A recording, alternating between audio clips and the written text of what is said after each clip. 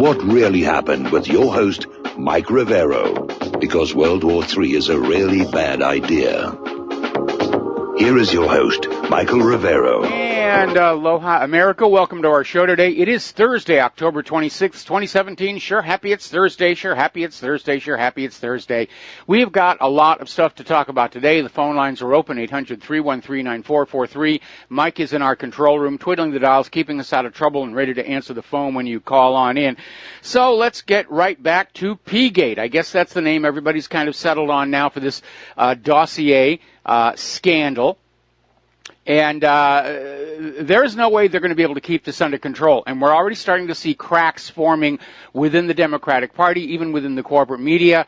Everybody's getting ready to bail. The first of the dominoes have started to fall already. This thing is not going to stop anytime soon. And Donald Trump is out there, understandably, criticizing the DNC and Hillary Clinton's campaign for funding this Russia dossier. There are now 5 investigations in Congress looking into this and various aspects, as well they should. So they're not going to be able to control all of this.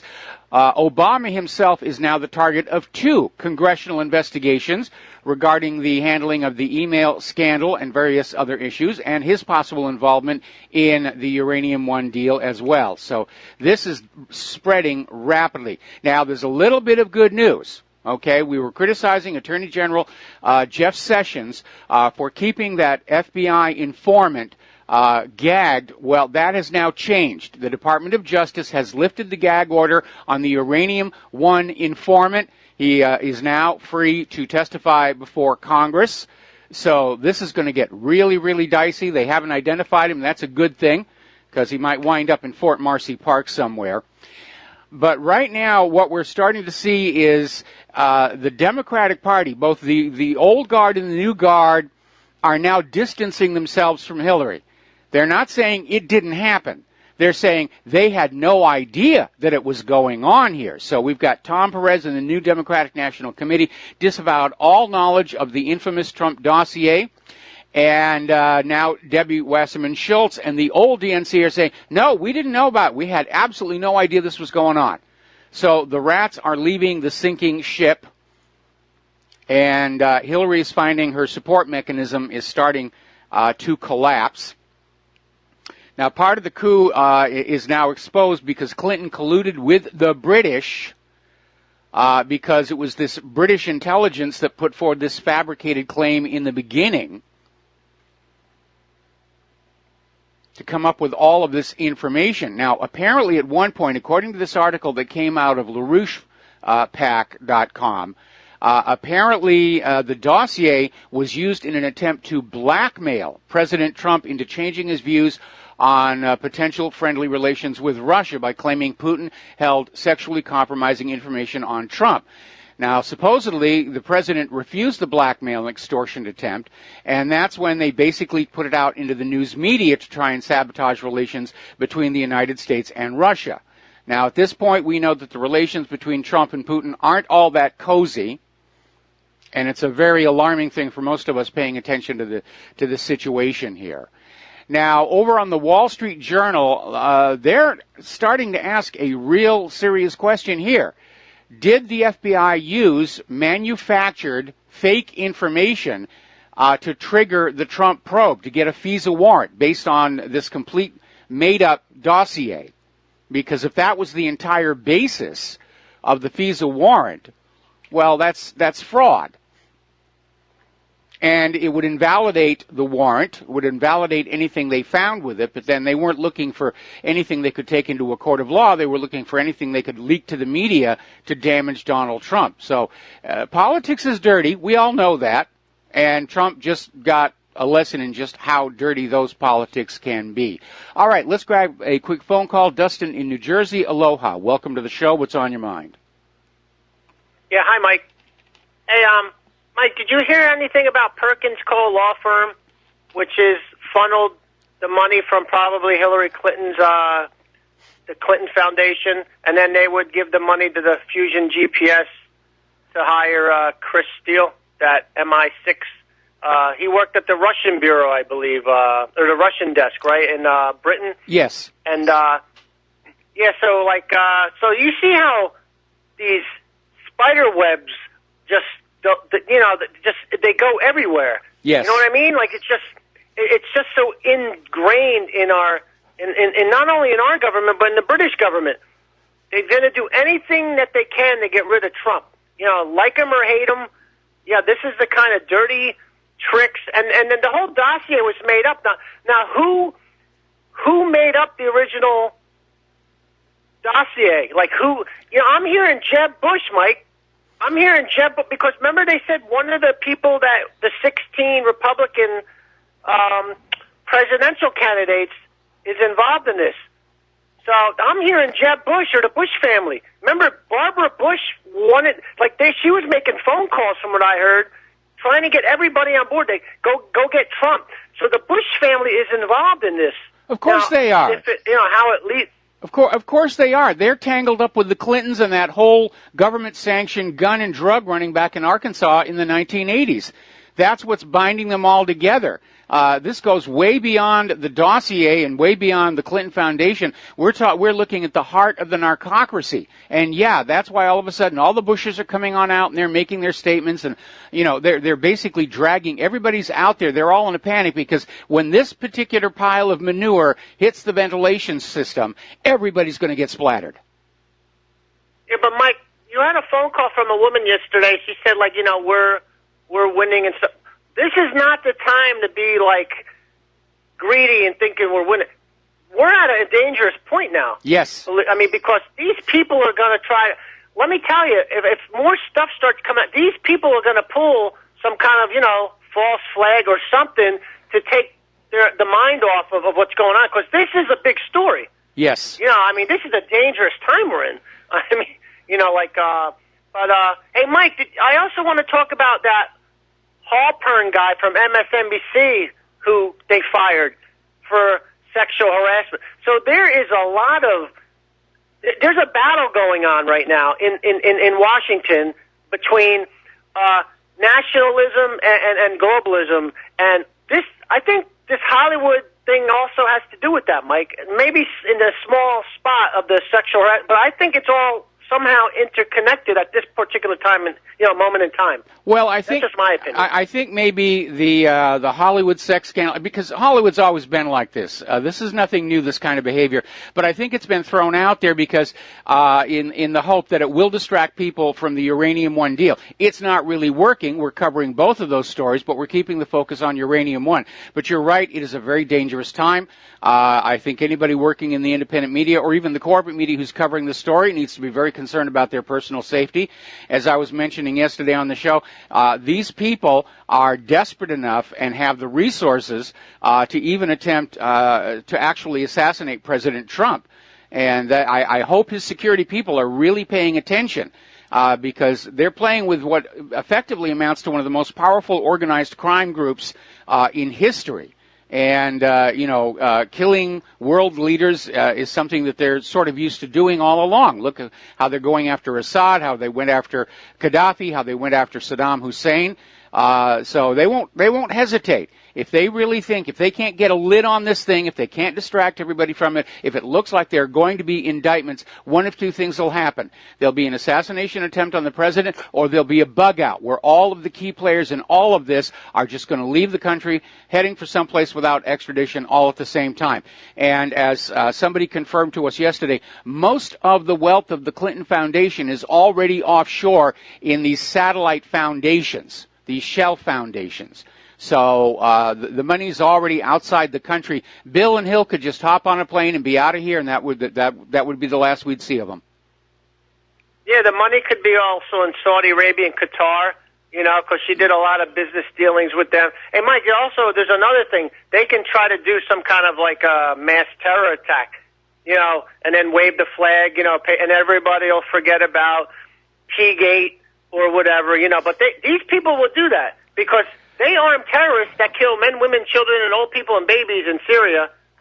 And they lie about but the question Iraq, is, a new false flag terror attack is probably not going to work. I mean, look how the Las Vegas thing cratered.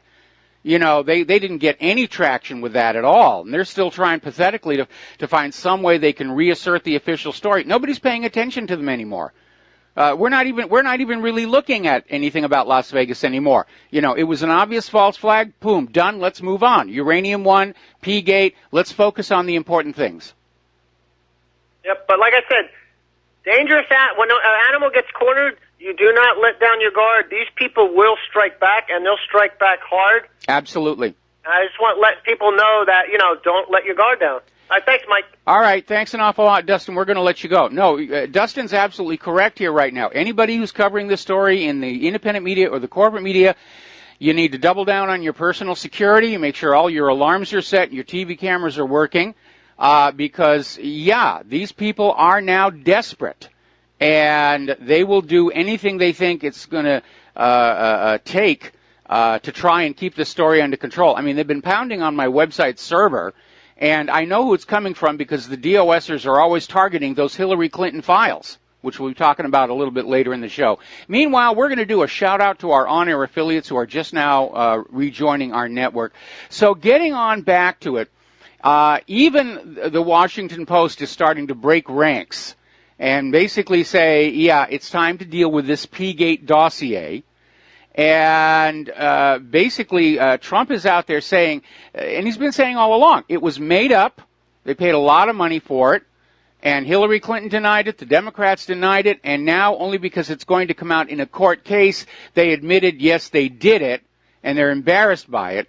But it's a really sad commentary on politics in this country. Well, Mr. Trump, it's kind of always been that way.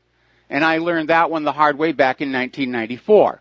Now, Greg Jarrett is out there saying right now Hillary Clinton can be charged with 13 different crimes. All of them are under Title 18 and does not include that complaint filed with the Federal Elections Commission that funding that dossier and not reporting it amounts to an election law violation. But she's guilty of bribery, acts affecting a personal financial interest, conspiracy, false statements, frauds and swindles, fraud by wire, attempt and conspiracy to commit fraud, obstruction of justice, destruction, alteration, or falsification of records in a federal investigation, perjury, disclosure of confidential information, unauthorized removal and retention of classified documents or materials, and even James Comey said she was guilty of that one, concealment, removal, or mutilation of government records, attempt to evade or defeat a tax, in other words, using the Clinton Foundation for personal purposes, and attempts to interfere with the administration of the Internal Revenue laws. And that comes from when she was calling the IRS on behalf of UBS and trying to get them off the hook. So that's what they've got on her so far. And now that it's all coming on out, and it looks like Hillary might be up for some indictments, I think it's time that we go back and we look at some of these other questions from the past. First and foremost, and this relates to that email server, was Hillary Clinton selling U.S. secrets to foreign interests using her weak email server and using the Clinton Foundation to collect and launder the money? Because at the height of this whole thing with the Secretary of State, almost half the money pouring into the Clinton Foundation came from foreign sources. And the Clintons did this all back in 1998, when Bill Clinton was running for re-election. They did this all over again. Bill Clinton used his authority as president to authorize the sale of very sensitive technology with military applications to China, and at the same time, Chinese money was being funneled into his re-election campaign fund. And they used Chinese American citizens to make it all look like it was above board. But when the investigators talked to these Chinese citizens, it turned out, yeah, the money was coming from China, including Chinese intelligence. And the scandal was called Chinagate, and it should have been prosecuted. But sadly, the email server at the White House broke down, the disks were destroyed, and there was no backup. So that was the end of that situation. But the Clintons have done this before. And so it's a legitimate question, and it needs to be asked, and it deserves to be answered. Was Hillary Clinton using her private email server with very weak security to send classified U.S. information to foreign interests in exchange for donations to her charitable foundation? That needs to be looked at. And by the way, there's another question I have here. It's been established by Charles Ortel that the Clinton Charitable Foundation did not do enough charity to qualify as a tax-exempt nonprofit organization. Why has the IRS not gone after them and said, you owe us the taxes on all that money? Well, because Hillary can blackmail the entire government over that gun and drug running by the CIA back in Arkansas. Then there's the other story way back, the one that got me blacklisted out of Hollywood, the murder of White House Deputy Counsel Vincent Foster. That needs to be gone back into. It was clear it was not a suicide, and the depths to which the system sank to protect itself, I think, was exemplified when Alan Favish took a Freedom of Information Act lawsuit all the way to the United States Supreme Court to get the crime scene photos of Vincent Foster to confirm the paper trail that there was, in fact, a second gunshot wound on the body, which would undermine the claim of a suicide. And the Supreme Court ruled against Alan Favish literally on the principle that dead people have a right to privacy.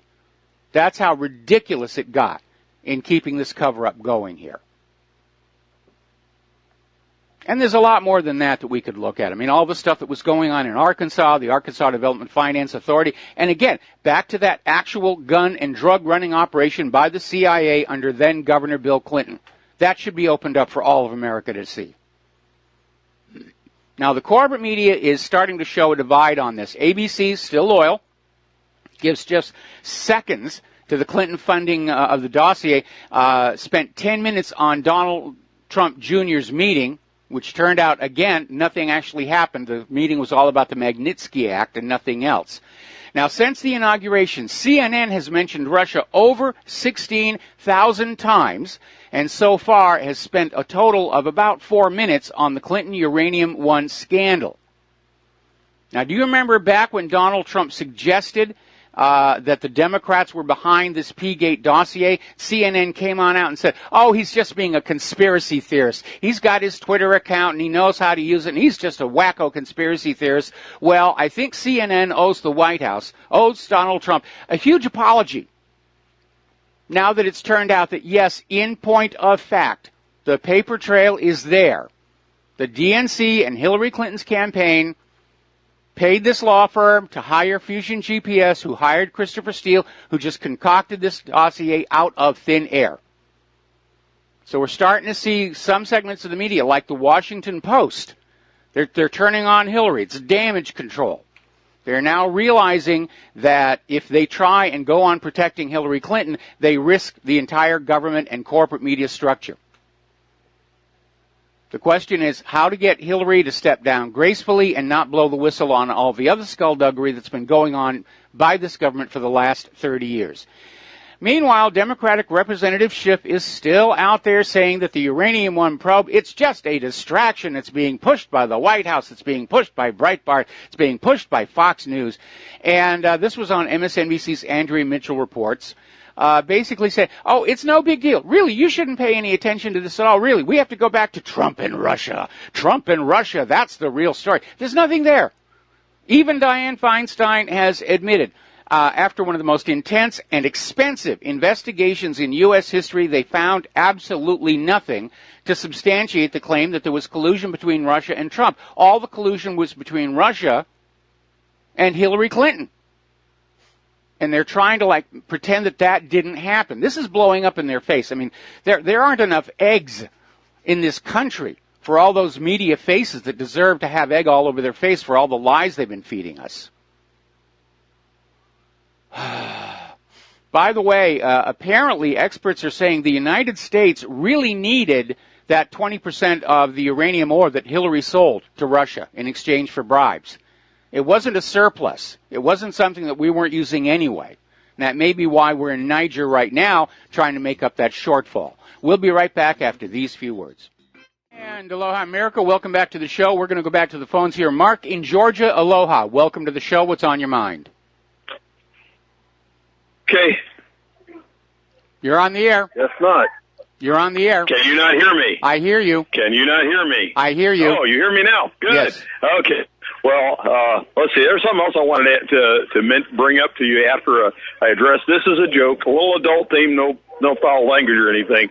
But, they got all this massive amounts of money, and basically this is a joke. This is just a joke, and it's one of those as you sow, so shall you reap jokes. So I think you can appreciate this, that there's a rumor that Bill Clinton has AIDS, but there's another rumor that Bill Clinton went on this sexual safari throughout Asia and went to visit all these different brothels, and he came back, and when he went to the restroom to urinate, there were green and purple spots all over his manhood. Yeah, I really don't think. I know it's a joke. Let's skip. You don't want to go there? No, I don't want to go there. Let's skip the joke and get on to what you wanted to share with us. Okay. I got a call from this guy who was soliciting funds for police benevolence, and I tried to raise the issue because one thing that has concerned me is the civil asset forfeiture that basically if a cop pulls this and he doesn't have enough sense to know, excuse me, this is color of law, you're violating people's rights, you're just a thief with a badge. If a cop gets injured or killed, and I can't really say it's in the line of duty, this is obviously a violation of people's rights, right? But I wanted to raise the issue of asset forfeiture with him, and I'm like, look, I don't know if it's happened. It wouldn't surprise me at all if somebody, some cop tries pulling civil asset forfeiture and somebody, may pull his own gun, the cop's sidearm and shoot him with it. And, if I were on the jury, I'd have to say, excuse me, dum-dum, you had that coming. You're a thief with a badge. If you have any moral compass at all, you know that this is wrong. You can't take somebody's property without due process, without a reasonable suspicion he's committed a crime. And when I tried, that's what I wanted to talk about is I appreciate your concern about cops getting injured and if they're getting injured, violating people's rights. Are you people going to do anything about having a moral framework of saying we're not going to violate people's rights, kind of like the Oath Keepers and that kind of thing? And he just said, we'll just take your name off the list. I don't know, maybe he just wanted to get on to the next call, but he didn't want to discuss it with me. I take it you can appreciate that if somebody has a civil asset forfeiture fraud perpetrated on them, they are pretty much within their right saying, no, you don't either. Right? Well, I think that if you were on the jury, you might be more sympathetic with the victim of civil asset forfeiture than the cop who might get injured or killed in the line of, I can't say in the line of duty, in the line of thievery, right? Well, I tend to agree with you, but unfortunately, the laws are written to basically say the police can, in fact, do this. Now, there is, of course, a Supreme Court decision, John Bad Elk versus the United States, which basically came on down. The Supreme Court said that if law enforcement is engaged in conduct that is outside the letter of the law and the Constitution, you do have a right to resist up to and including the use of lethal force. Unfortunately, in today's political climate, I don't think the courts would go along with that. I think the attitude of the courts right now is you do as you're told. Yeah, and that's the problem is that I think that the real solution is we need a class action lawsuit and we need to embarrass the body politic. It's like, how can you carpetbaggers enact such, this is actually called color of law. Anything that's called law that is in violation of the principle that people have to be informed, they have to know what they're getting into and agree to it. And if people knew anything about this, they only agreed, well, we got to do something about this drug dealers. Yeah, really? How about, all these big pharma that are pumping out medications that have this paradigm that, hey, as long as we can make money from our multi-billion plants, and if it's something you can grow in your own backyard, it's not science. Okay. Well, listen, we're almost to the commercial break here, but we're almost to the commercial break. I just want to say this: the issue is civil forfeiture was sold as a means to punish criminals, and instead it's being used on law-abiding, innocent American citizens. Anyway, we got to let you go, Mark. And we got to do. Thank you. All right. Bye-bye. We'll be right back. Aloha, America. Welcome back to our show here. Fox News is going on and on about the impending release of the last of the classified documents in the John F. Kennedy assassination. And frankly, I'm not expecting there to be anything. They have had decades to sanitize and, if necessary, fabricate documents and replace them. I mean, look at the extents they went to cover this up when it all happened. Look at all the strange deaths like Dorothy Kilgallen. Apparently, John F. Kennedy's brain, which was preserved in formalin, that disappeared. So I'm not expecting there to be anything, and I view it as a distraction. I'm sure people will be looking at it with some interest, but I'm not expecting there to be any bombshell revelations in there. Besides which, again, the House Select Committee on Assassinations did conclude there had been a conspiracy, because the acoustic data from Dealey Plaza indicated more than one shooter was present. So, again, like Las Vegas, it's over and done with. We know we were lied to. We know there was an assassination. There was a conspiracy. Let's focus on what's happening right here and now today. The Uranium One scandal, the P-Gate dossier, the pedophilia scandals, and on and on and on. We got to keep our focus going here. Now, getting back onto domestic politics, apparently President Trump has named a new IRS commissioner to replace John Koskinen. And basically, this is in response to the fact that the IRS was targeting conservatives during the Obama administration, and for the most part, they got away with it. Remember Lois Lerner, and all the information was supposed to be on her hard drive, and oh, golly gee whiz, the dog ate my hard drive, and we recycled the backup tape, and we just fired the company that was doing the backups anyway, so, gee, the evidence is all gone. And basically, Trump is starting to clean out the IRS, because the IRS fired a lot of people, supposedly over this scandal, and then quickly rehired them. Basically, they got a vacation. They got a nice vacation for doing what they did, and then they got their old jobs back. Now, a federal lawsuit has charged Dr. Margaret Hamburg, the former commissioner of the Food and Drug Administration, with conspiracy, racketeering, and colluding to conceal deadly drug dangers under the RICO law. And basically, this lawsuit was filed on behalf of 8 plaintiffs who claim they've suffered severe harm by ingesting the drug Levaquin, whose deadly side effects were concealed by the FDA to protect financial interests.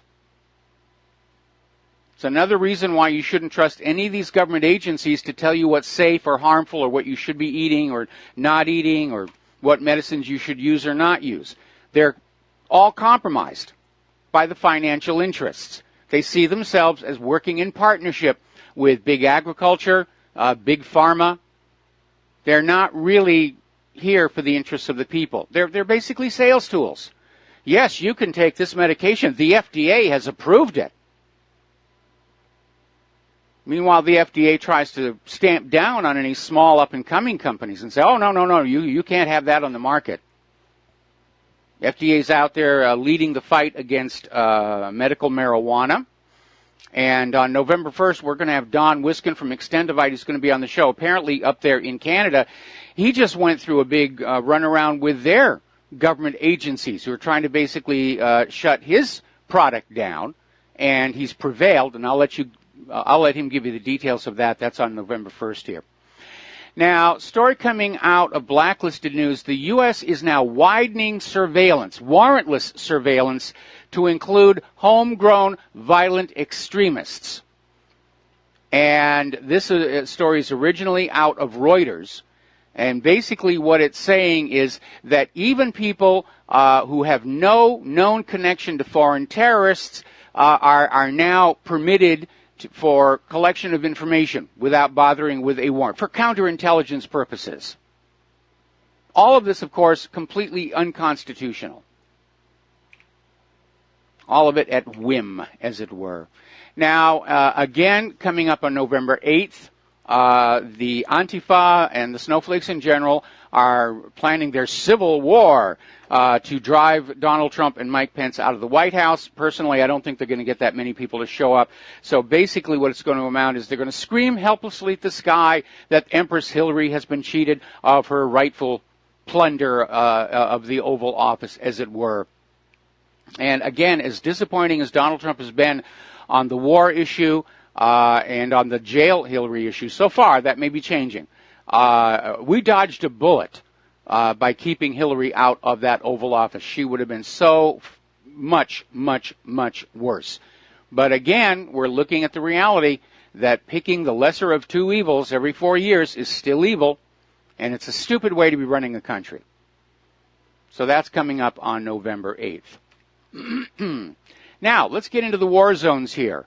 The U.S.-backed forces basically have won the oil race on the eastern bank of the Euphrates and have seized control of the oil and gas infrastructure located in the area. And of course, they're going to hang on to it. It's very obvious at this point that even though the war is all but over, ISIS is almost out there, that the U.S. is planning on hanging on to that territory of partitioning Syria, even as they were out there saying that Kurdistan shouldn't break off and Catalonia shouldn't break off. They're out there saying, let's break off the part of Syria with the oil and we'll keep control of that. And Tillerson is back out there making comments about how the reign of the Assad family in Syria is coming to an end, and the only issue is how that can be brought about. Now, these comments were made following a meeting with United Nations envoy Stefan de Mistura in Geneva. And Tillerson is out there saying the United States wants a whole and unified Syria with no role for Bashar al-Assad in the government. Now, of course, Assad has won his last few elections by huge, huge margins. So the U.S. government has now dropped that pretext about being in Syria to fight ISIS and al-Qaeda, because that didn't work, and now they're back to, we have to get Assad out. Well, Mr. Tillerson, it's not up to you. It's technically up to the Syrian people at the ballot box, and frankly, their elections seem to be a lot more honest than ours are. But they're grasping at straws. The only way they're going to get Assad out is with a decapitation strike, and that would be seen by pretty much everybody on the planet is an unprovoked act of war. The only justification, or the only reason they want Assad out is he won't do what the U.S. wants him to do. That's really what it all comes down to. Now, getting on back to Niger, and everybody's scratching their head and saying, what the heck is going on? Why are we in Niger? Why is Niger the hub of our operations in Western Africa? What's going on? Well, Niger has a lot of resources, including uranium. And now we're hearing that 20% of the U.S. uranium that was transferred into Russian hands in exchange for those very generous donations to the Clinton Foundation was not a surplus, that we really needed it. And that may be one of the reasons we're in Niger. But we're in Africa in general to basically capture all of those undeveloped natural resources and, of course, to deny Russia and China access to those same resources. And Trump is now trying to explain away the fact that they were in Niger, and Congress didn't know about it, by saying that he had authorized the generals to do what they thought were right. In other words, he's transferred the war policy away from the civilian leadership to the Pentagon, which was never intended by the founding fathers. And so we probably have wars in all kinds of places we don't know about yet. So there's the natural resources. There's the use of Niger as a hub for drone strikes into other countries. Ron Paul has come on out and said basically right now, as of this moment, the U.S. military is occupying 53 of 54 African nations. In other words, the conquest of Africa is all but complete. And we never saw it. Now, all right, let's grab ourselves a phone call. Tom in Indiana, aloha. Welcome to the show. What's on your mind? Hey, Mike. I got a couple questions on Hillary, if you bear with me. Mm-hmm. If Hillary was to die, would she be buried at Arlington Cemetery? And if she was, would she be next to Benghazi casualties? Another thing is, if Hillary sings like a canary, will the Hollywood people give her a Tony be her cellmate? And then there was a question I have to ask is how much did the Russians actually pay for the uranium? We know how much they paid for the bribes, but nobody's ever put out how much did they pay the U.S. Treasury for the uranium they got. They didn't actually pay the U.S. Treasury anything. It was the Canadian company that acquired the leaseholds And I presume that the money goes to the owners of the land.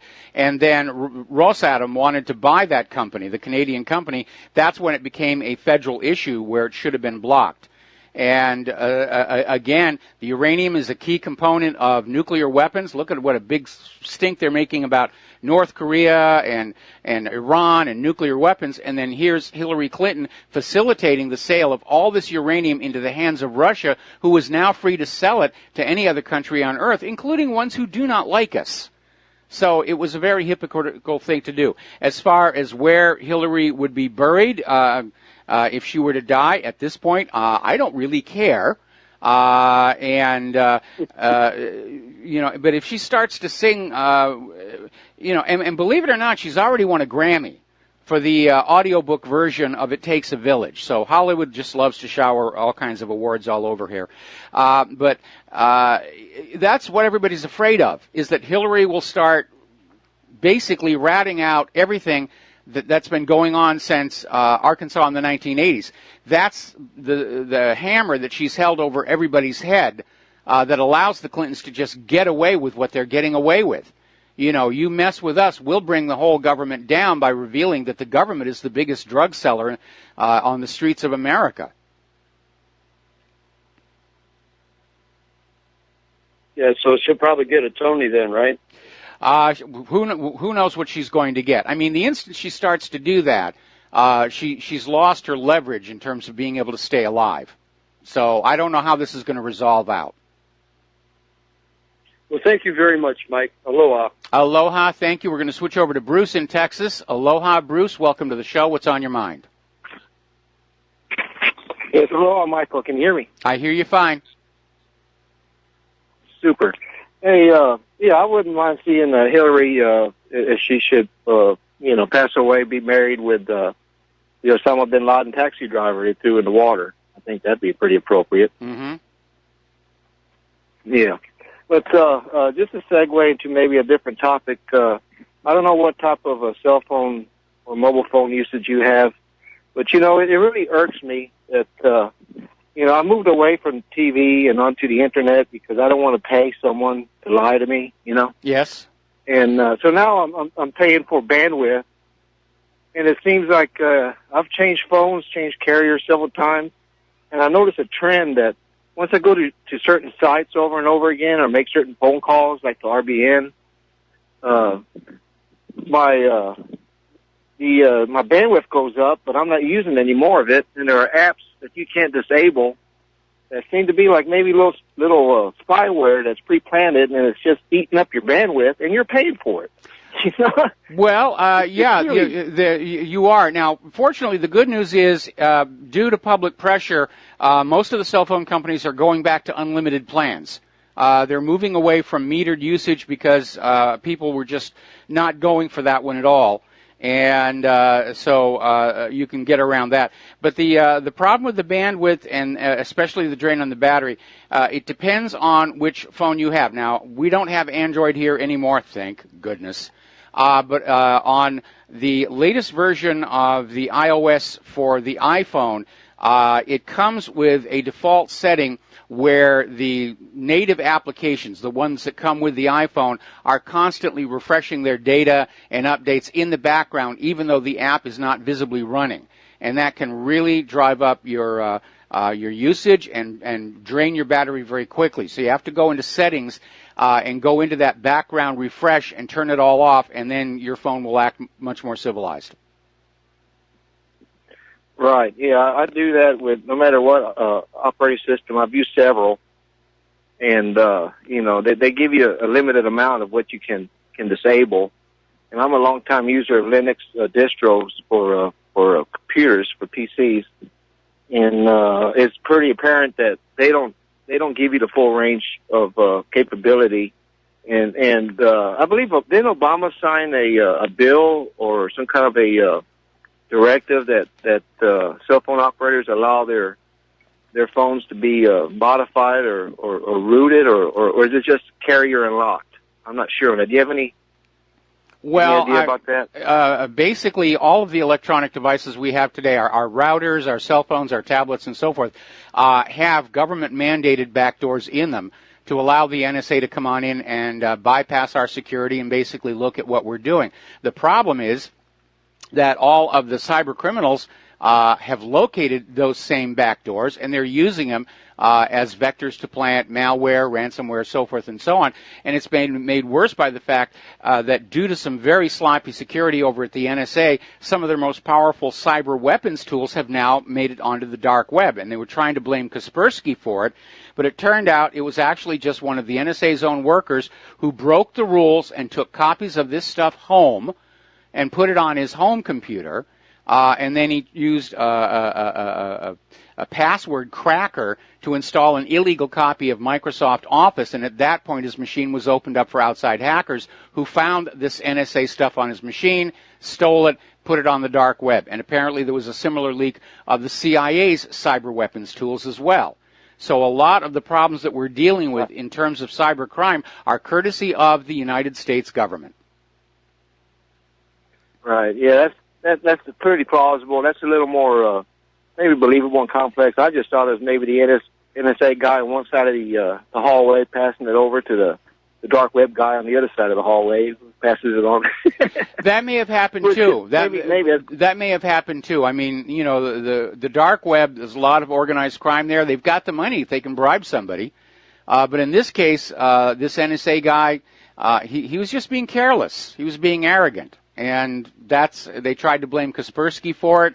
Ooh, bad Kaspersky, it's the Russians did it. No, the NSA did it to themselves, and they're just looking for somebody to blame. Yeah. I just wonder when the NSA and the CIA is going to penetrate site intelligence and read a cat and follow the trail. Oh, they don't need to. They're all working hand in hand. My question is, why hasn't the NSA come up with copies of all of Hillary Clinton's emails? Got to take a break for commercials. We'll be right back. And aloha, America. Welcome back to the show here. I'm already getting emails from Android fans saying, you don't know what you're talking about. Android is much better than iOS. Well, Claire's last cell phone was an Android. We had an Android tablet, and what we want is, yes, we're older.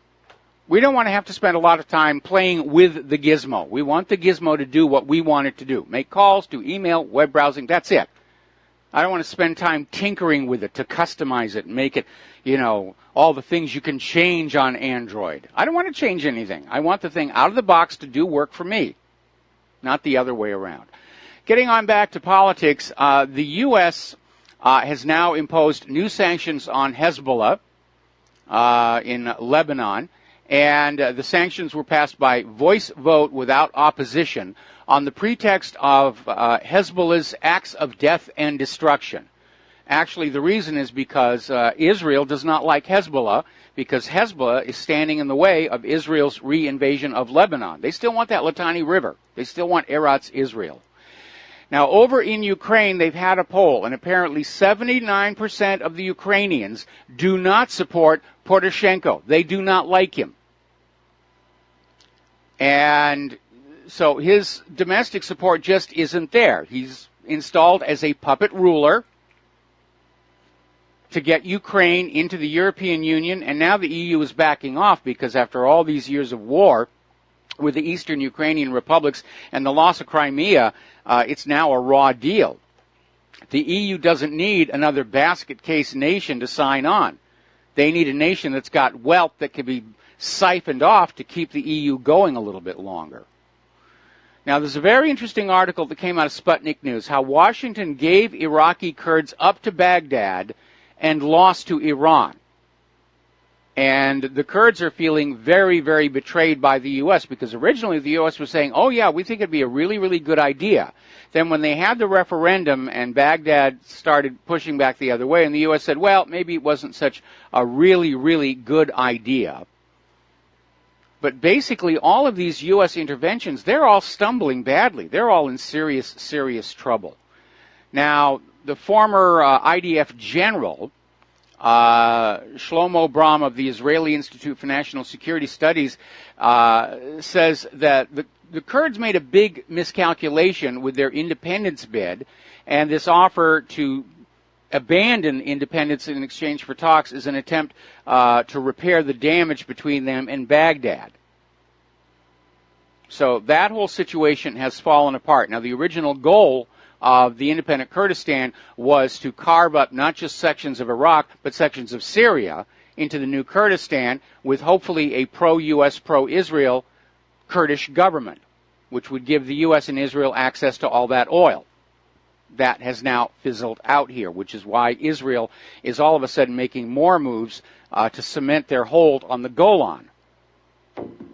All right, we're going to take a break here for station identification, and we'll be right back. Aloha, America. Welcome back to our show. Hour number 2. The phone lines are open, 800-313-9443. And interestingly enough, the supreme leader of the Islamic Revolution, Ayatollah Sayyid al-Khamenei, in a meeting with visiting Iraq Prime Minister Haider al-Abadi on Thursday, basically gave him a good piece of advice. Never trust the U.S. government. They don't keep their promises. Good advice. Very good advice. Although by this point, I'm pretty sure al-Abadi already figured that out for himself. But that's the image and reputation of the U.S. government around the world. They don't keep their commitments. They don't keep to the treaties. Didn't keep to the nuclear non-proliferation treaty relative to Iran. Didn't keep with the P5+1 deal, pulling out of the Intermediate Range Nuclear Forces Treaty. The U.S. government's signature on that piece of paper is a waste of ink. Now, apparently, as events start to ratchet up against Iran, somebody's playing the same old game again. We're going to send in terrorists. There's going to be terrorists on the ground, and then we'll just have to intervene for those poor people of Iran to save them from the evil terrorists. Well, so far, not working out very well. The IRGC basically found a terrorist team that infiltrated into the Chaldoran region in the northwestern province of West Azerbaijan. Apparently these terrorists killed 2 local residents. The ground forces launched an operation after the attack, chasing the terrorists and killing all 4 of them in an armed clash. They seized weapons, communication equipment, and ammunition from the terrorists. And apparently Iran is basically enhancing their counter-terror operations because they've seen the same pattern. Same thing the U.S. did in Syria. Send in ISIS and al-Qaeda and then say, oh, look, there's ISIS and al-Qaeda in Syria. War on terror. We must invade. Now, we're starting to get some more belligerent talk from Israel, and specifically Intelligence Minister Israel Katz came on out and said that if Trump fails to stop Iran's nuclear ambitions, Israel will strike. Now, to put that in a little bit of context, you need to remember a couple of things. Iran's nuclear ambitions were power stations. That's what they were building. That's what they were allowed to build under the Nuclear Non-Proliferation Treaty. And by the way, under that treaty, the U.S. was obligated to go on into Iran and help them build the power station. Pour the foundations, run the wiring, do the piping, which is a great way of making sure there isn't a bomb factory in the basement like Israel has underneath Dimona. You also need to remember that Israel said exactly the same thing about Iraq. Iraq had nuclear ambitions. They were going to build nuclear bombs. It was going to be a threat to the world. And Israel went and bombed Iraq's power station at Osirak. And then, of course, there was the Iraq War. Everybody went on in. There were no nuclear weapons. No weapons of mass destruction. Experts examining the ruins of the Osirak power station found a power station and nothing else. So Israel is not really reliable at pointing the finger at other countries and saying, oh, they're building a bomb, we have to go attack them. But it looks like Israel might. Israel will bomb Iran, and then Iran will counterattack, and Israel will turn to the U.S. and say, oh, help, help, the evil Iranians are attacking us. Okay. Now, apparently over in Pakistan, the court has ordered the arrest of the former Prime Minister Nawaz Sharif, who's embroiled in 2 corruption cases tied to the Panama Papers leak. Well, good.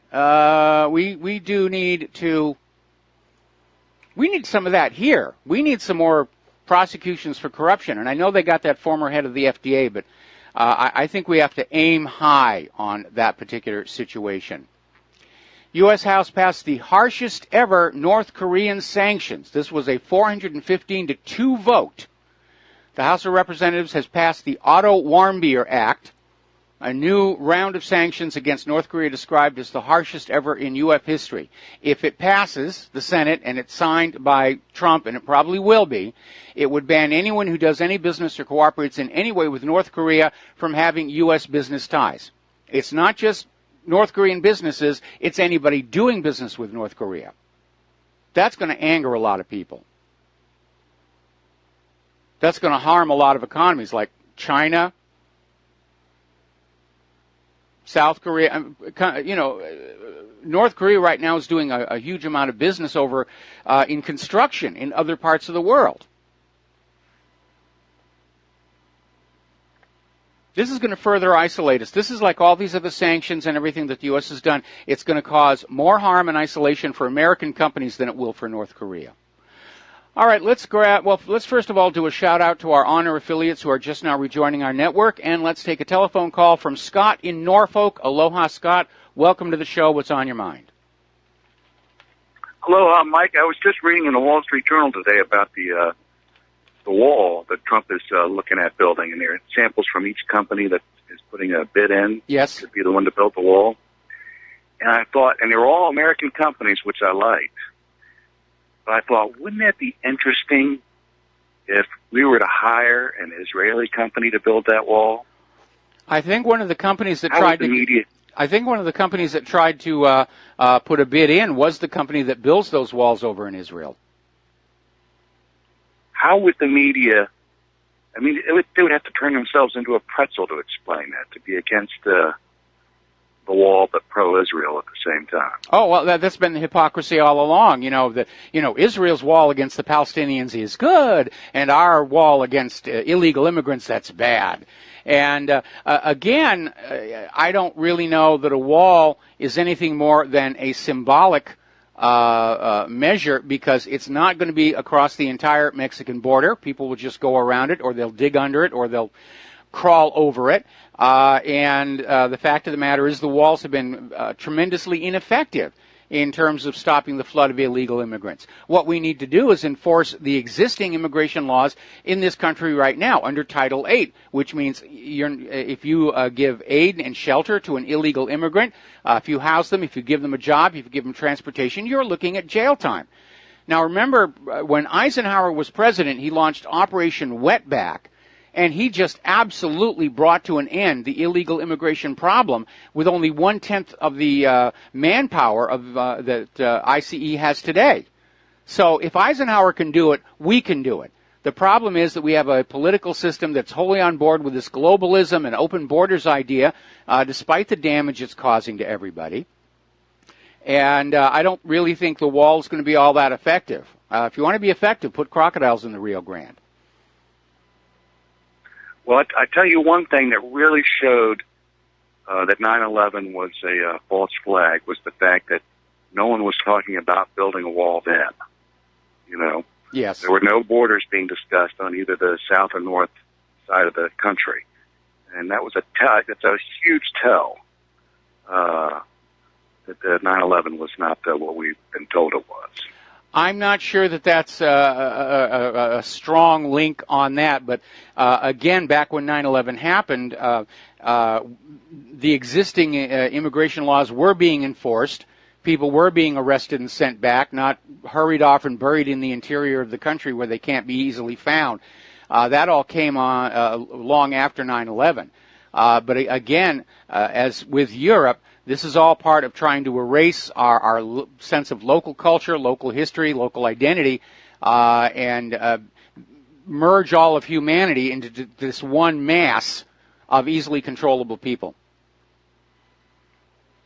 Well, on a different subject and just a quick question, can you please explain to me Bitcoin and how the heck they come up with that idea? There's something about using your computer to mine. What is that about? What is that? You mean how does that work? On the Bitcoin? Well, basically it's a computer program that you put on your computer, and it does a lot of processing, and when the processing is over, you get a Bitcoin. My speculation, and I didn't dig in enough to find it, but I think the original Bitcoin miner was actually a public key cracker, or the private key cracker, for this public key versus private key encryption, the Whitfield-Diffie system. Because the idea is basically that you can't get back to the private key from the public key. That's not entirely accurate. You can if you have enough compute power. And for a while, I was wondering whether all this Bitcoin mining was actually some way of crowdsourcing the issue of cracking these private keys from the public keys. What do you think about it now? I'm not really paying that much attention to it, but again, there's a question there. Exactly what is being done with all that computer power? I can't imagine that they're just, figuring out pi to the 11 millionth place or something like that. Somebody somewhere's got a purpose for all this encryption. I mean, I do know that there are large blocks of data being moved in and out of your computer while the Bitcoin mining is working. Well, what amazes me is they'll talk about Bitcoin and things like the Wall Street Journal, and they mention mining as if it's self-explanatory. And I'm like, I can understand more about central banks of different countries working together behind a fiat currency than I can just throwing this idea of mining using computer processing power to build value to Bitcoin. That seems more strange than the current system we have now. And it's just amazing that people will just take it at face value. Oh, mining. That's how you get value, and they don't know what it is. No, they really don't. And I still don't understand. Well, I remember when Bitcoin first came along, and I had a very good friend who had a computer business at that time, and he'd set up a machine to do nothing but mining Bitcoins, and he was proud on how he had $32 worth of Bitcoins. And I said, how much did you spend on that machine? How much electricity is it using? And obviously a lot more real value, real money was being spent running this computer than you were getting in the resulting Bitcoins. But again, I was very suspicious of that Bitcoin mining process because everybody was being encouraged to do it, and it looked to me like it was a crowdsourced public key cracker. And possibly a money laundering deal. Don't know how that would work. There's no place to put cash into it in the mining operation. You spend the cash to build your computer, but that's basically it. Anyway, listen, Scott, we're going to let you go here, take some more phone calls. We're going to switch over here to Alex in Florida. Aloha, Alex. Welcome to the show. What's on your mind? Hey, Michael, I think that, I hope, well, I don't hope, but I think that Hillary Clinton may be having to fall on her sword for the deep state. I think they could be at the point where they're like, you know what, I look back to the book 1984, where the lead character in that book went to the government and said, I want to work for you guys. And they basically said, you can, but we may want to disfigure you one day. You may have to die for us one day. It's a very, they told him. And basically, I think that Hillary Clinton could be at that point where she was willing to sign her soul to them, and now they're saying it's your turn to fall because we can't all fall with you. And Obama could be involved, could be falling on his sword too. There could be a lot of them falling on their sword right now. I hope that's the case, but I also hope that that's not the case because that means that we would still have the same system, just some new puppets on the stage. What do you think about that thought? Well, first of all, Hillary is not the type to fall on her sword or sacrifice herself for the greater good or the deep state or anything. If anything, if this really starts to come apart and they can't contain it, I'm expecting a bug out. I'm expecting Hillary and Debbie Wasserman Schultz and Huma Abedin and all of these other players at the law firms and Podesta and all of them to basically head for the airport at the same time and leave the country for a place without extradition and just leave the mess behind them. These are not people who ever think of others above their own personal interests. So that's never going to happen. But again, they're trying to put a lid on this thing. They're trying to avoid prosecution. Unfortunately, it's at such a scale where the American people are looking at it and saying, yeah, there is something wrong with the entire government that these people are getting away with this stuff. And to have the Attorney General and the head of the FBI, 2 in a row, trying to protect this situation. Yeah, I mean, as I said before, the credibility and legitimacy of the U.S. government and of the corporate media is on the line right now. If they keep on trying to keep a lid on this and saying there's nothing here, let's go back to Trump and Russia, they're going to collapse. People are fed up with all of this nonsense now. That's right. Well, that's what I was thinking, is that maybe instead of them collapsing, it would be a collapse of the puppets. Hillary Clinton and maybe Obama and Comey and Loretta Lynch and all the ones that were basically involved, which would be unfortunate if the system survived that. But anyway, I wanted to ask you a question on 9/11. The gentleman just before me was talking about he knew 9/11 was an inside job when such and such happened. I watched a documentary about 15 years ago on 9/11 where they showed that our government knew the whereabouts of all the terrorists, where they lived, what they did, when they moved, what courses they were taking for the aviation, everything. That documentary is nowhere to be found. Today, anyone that watched that documentary,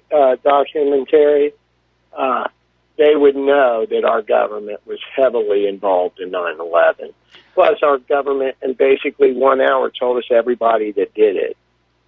Yeah, I mean that's enough evidence right now. I mean, the buildings hadn't even finished collapsing, and the corporate media was out there saying, "Oh yes, it's Osama bin Laden." And the funny thing about that is the whole month before, the media had been just, pushing Osama bin Laden's image. And I remember I was still friendly with the Free Republic people, and I posted an article saying, this isn't news reporting, it's a sales pitch. They're selling this image of Osama bin Laden as somebody we all need to be afraid of. They're marketing him. And I got quite a few negative comments back on that.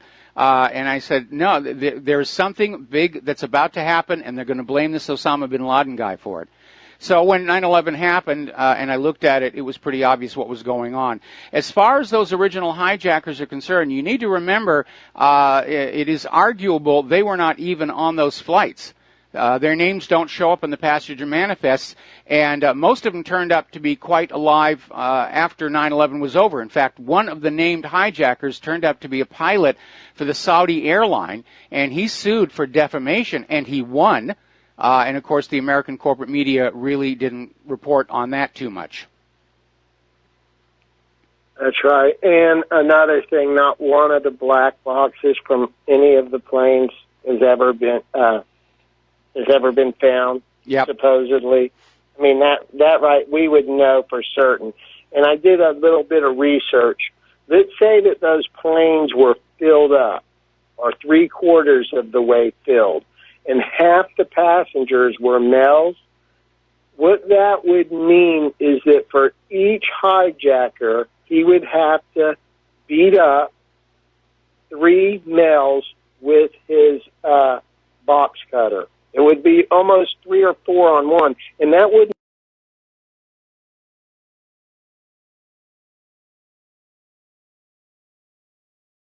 hurting. I might lose a hand, but I will do anything I can do to twist that guy's head off. You would do the same, would you? Or would you sit back and say, "We're just going to fly into the building"? I would probably take some kind of. I'd probably take some kind of action. And I'm in agreement with you on that one. But again, we've all been told what happened on the airplanes. We don't know that it's real. We don't know if there really were hijackers on board the plane or if the planes had been put under remote control and flown into those buildings. In fact, I'm of the opinion that Flight 93 was under remote control, and the crew got back control of the plane, and that's why it had to be shot down. Anyway, Alex, got to let you go. Got to take a break for commercials. We'll be right back. Aloha, America. Welcome back to the show here. And apparently Hillary Clinton has come on out saying that she had no idea her campaign was paying for this Russia-Trump dossier. She only just learned about it in the corporate media, which was an excuse we kept hearing from Barack Obama when his scandal started coming on out. I only found out about it today, really. It turned out to be a complete lie. And it's a lie again. That's what they're all trying to bail and get away from this thing. But it isn't. It's going to stick. You know, because ultimately people are going to say, they're not going to believe that Hillary didn't know about it. At the very least, they're going to say, she should have. It was her campaign. All right, let's go back to the phones here. Pat in Fort Worth, aloha. Welcome to the show. What's on your mind? Well, you were talking about the wall between us and Mexico. Yes. I don't know how many people know or thought about it. It's one time it's 308 nationalities coming over that wall. Even Cubans, I hear, are coming over whenever Obama was going to neutralize, get relations with them, you know. And they just didn't want to go to the normal way to get over here, so they're going to run over. They say thousands have been running over the Mexican border. Okay. Yes. And then I really think we should have a wall. And you say there's nothing you can do to keep them from coming over. They swim around the one in California, I hear. Yes. But I believe that we will get in war. I can't tell you when. And that will be the really thing that tells us which one is really an American thinking person and who just doesn't want citizenship because they want to run when things get tough. Back to Mexico. And I've always said, well, if they make a wall, they should put an adjustable thing on the top where they can't get over the wall so easy. You know, the barbed wire fence, and turn it to hold them in. Because if the war starts and they want to run to Mexico, they can't go. Because they've been drawing on all their benefits, and they need to help pay for it, just like our relatives have paid for it, and we've suffered for them to have this freedom. Yeah, but the problem with that idea is they're not going to be inspired fighters.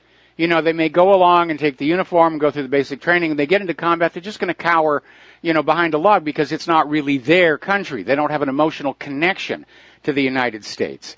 And so I've heard all these plans about using the refugees and the illegal immigrants, promise them citizenship if they fight in our military forces. They're not going to be dedicated, enthusiastic fighters. They're going to do the very minimum they need to get through and get that little green card or that citizenship certificate, and that's about it. It's not going to be an effective fighting force. You don't think, you think it would be legal for us to say that since Mexico is our border, and we're going to have to live with it, like it or not, that we should all learn Spanish, and having our kids at school learn Spanish, and they will know English, and we will have decent trading partners if they ever get normal. And not thinking that when they come to America, they just scoop up money on the ground. That's what they're being told on there. Yeah, they are. But I'm sorry. You know, if you're going to come to America, learn the local language, and that's English. And when I worked in other countries around the world, when I was still working in film, I made the effort of learning the local language. Now, fortunately, everywhere I went, there were people who spoke excellent English, but they respected the fact that I was trying to learn their language. Because it wasn't like I was moving there. I was only there for a few weeks or a few months. You know, but I did make the effort of learning the language in order to get around here. That's just the respectful thing to do. And they do here. The Mexicans appreciate the fact that you learn Spanish. In fact, it scares them a little sometimes because they think they're talking behind your back and you understand them.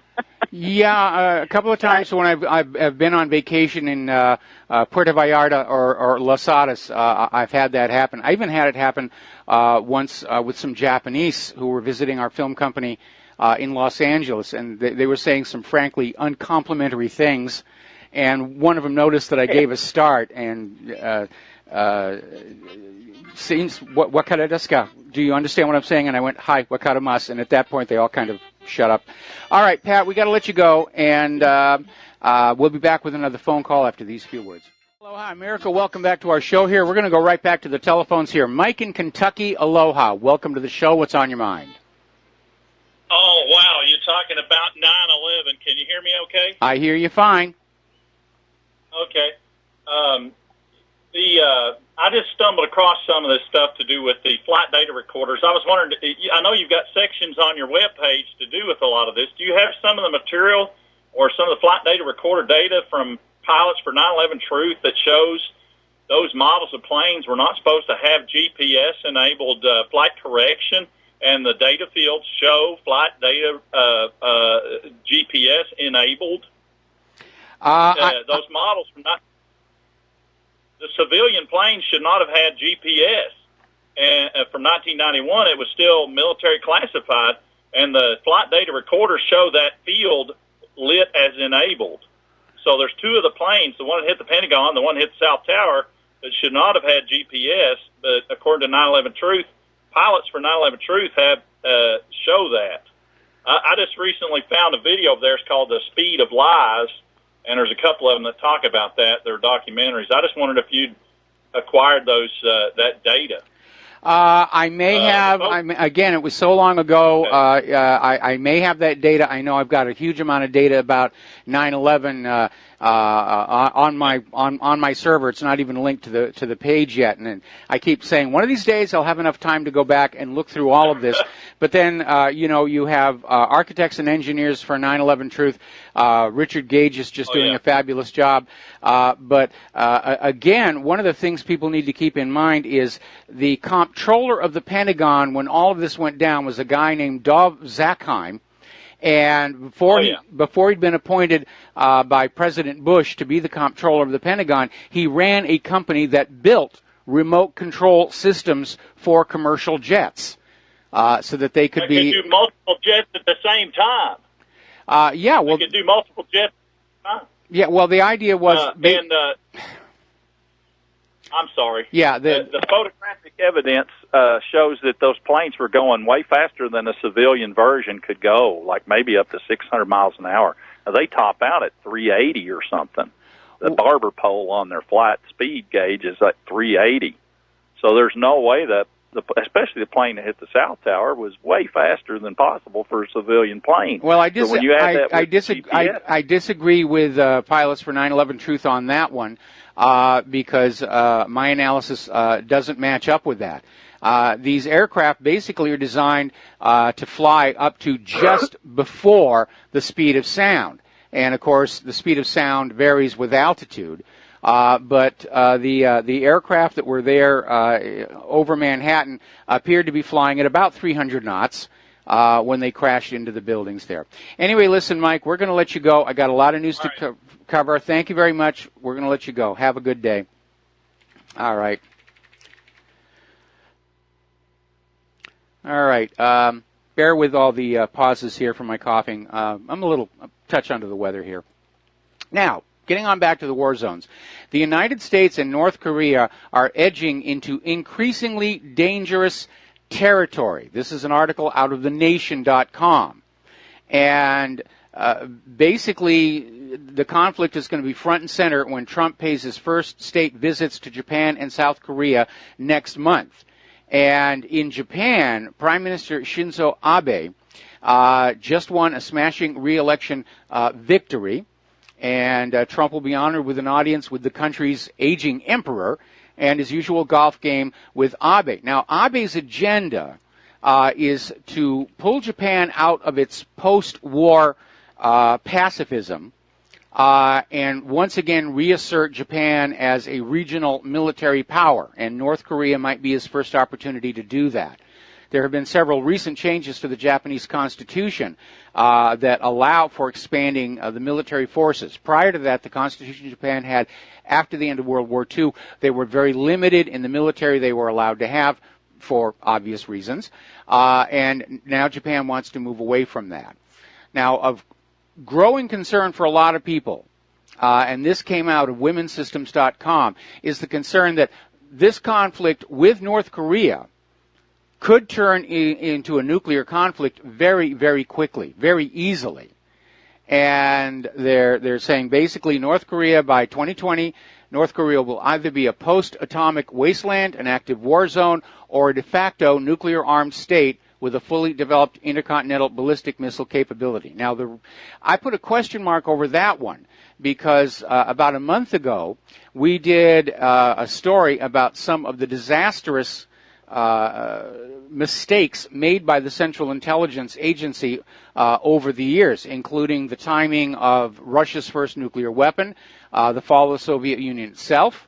And so at this point, I would imagine that probably North Korea is moving along as quickly as they can and are probably going to have a nuclear deterrent before too much longer.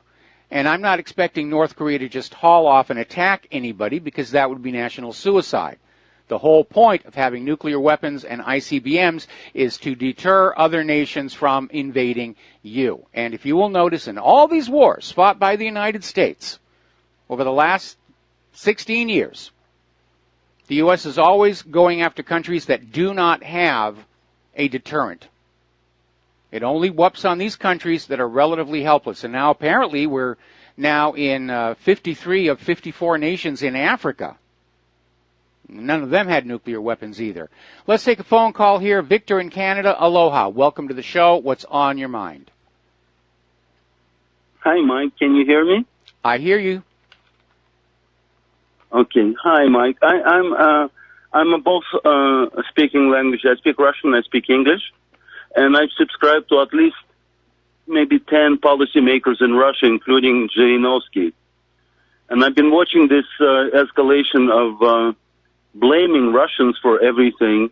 Meanwhile, Clintons were in collude with the Russians to buy the uranium from. She was selling a country like in a candy store with all its secrets, with all its all the people's money that's invested in research and development. They were just selling it out for pennies on a dollar to anybody who can. I watched this act from the beginning. Yes. And it seems like the Russians. There's a lot of English-speaking people with these websites today that following your website. They following the websites of Alex Jones, and they watching how we're getting attacked by the globalism across the board. And that concerns both countries and both its peoples.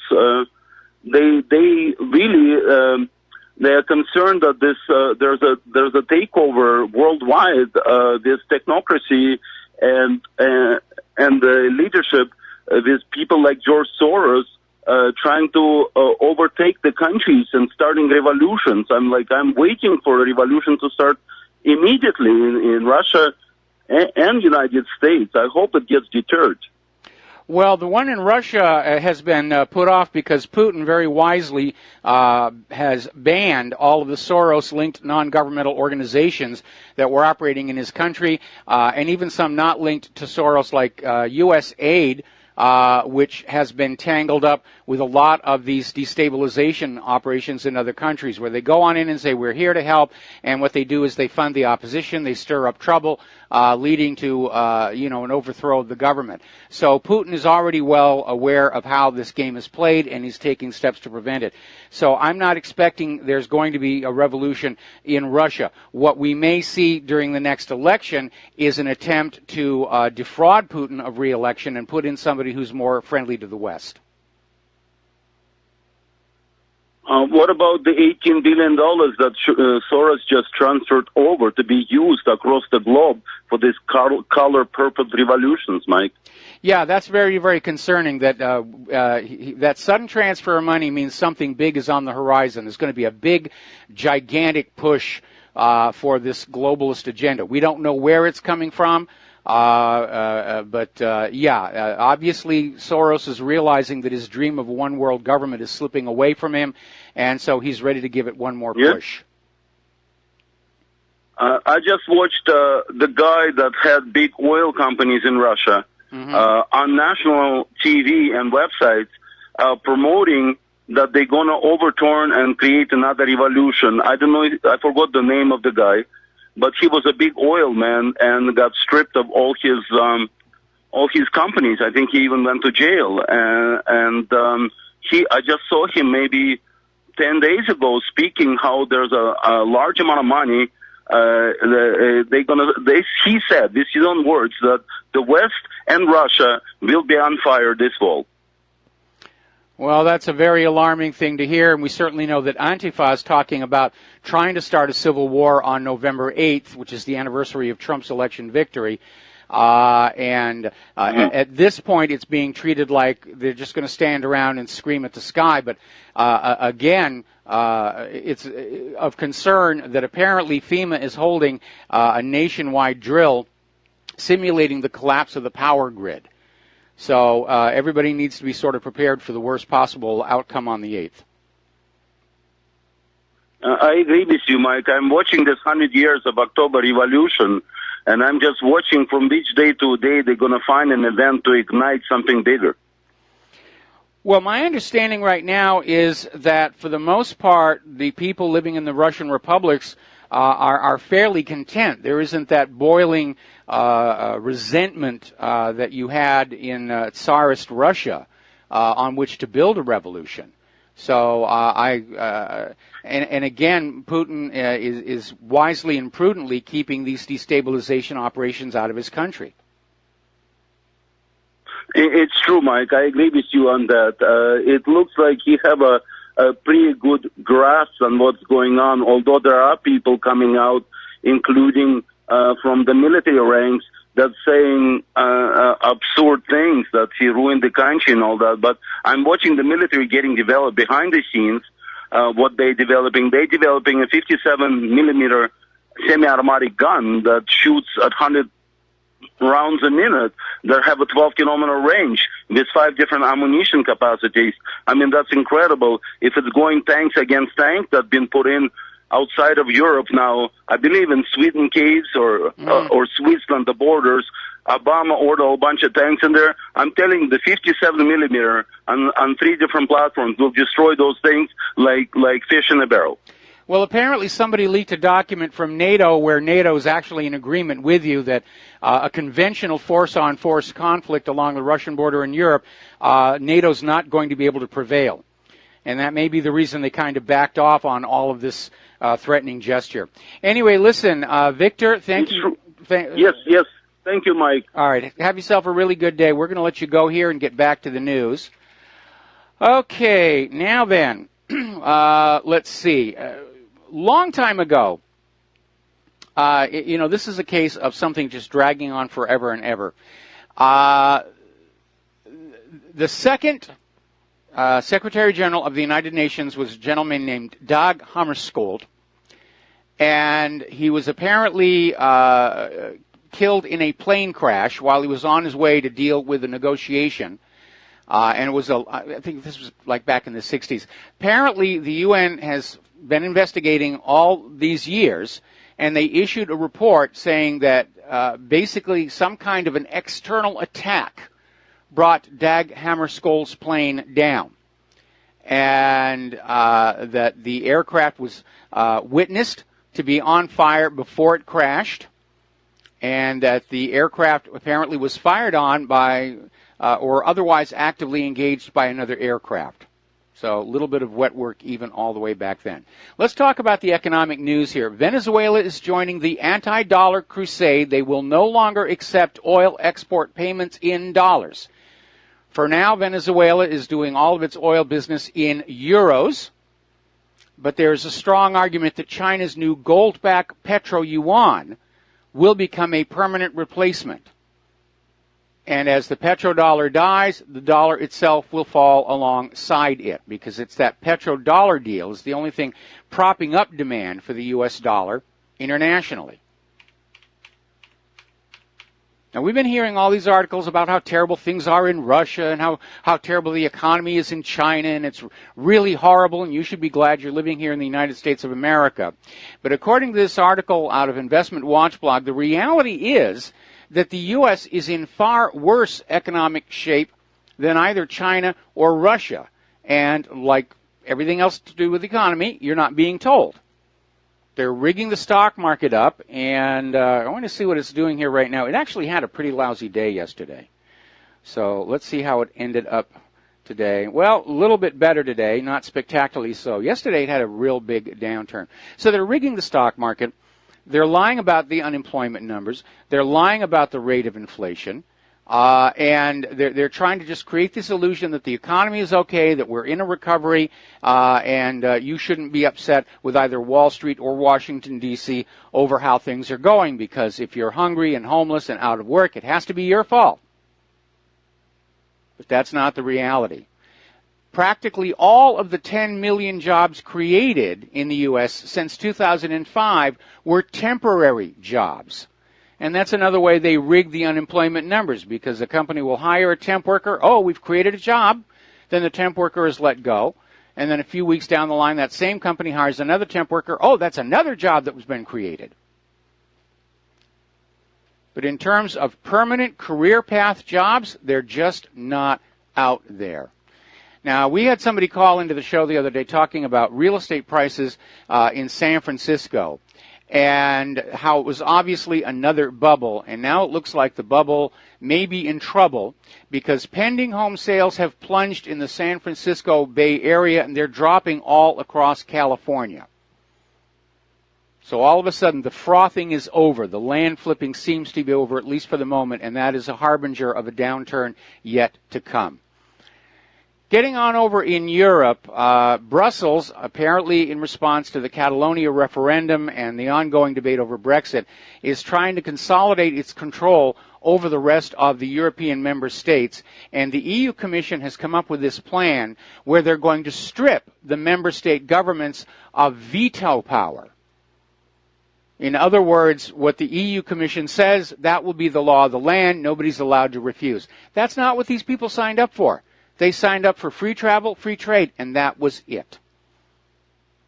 So we're going to take another break here for some commercials. When we come on back, a couple of developments about Harvey Weinstein and more news. We'll be right back. And aloha, America. Welcome back to our show here. We're going to give a little bit of attention to Harvey Weinstein and what's going on with him, not to the detriment of our focus on Uranium Gate and P-Gate and all of this other stuff that the epic of Clinton's mess, as it were. Apparently, actress Natasha Malthe has come on out and accused Harvey Weinstein of rape, apparently back in 2008, and followed by a pattern of harassing her while she pursued her acting career, and this is the latest woman to accuse Weinstein of sexual assault.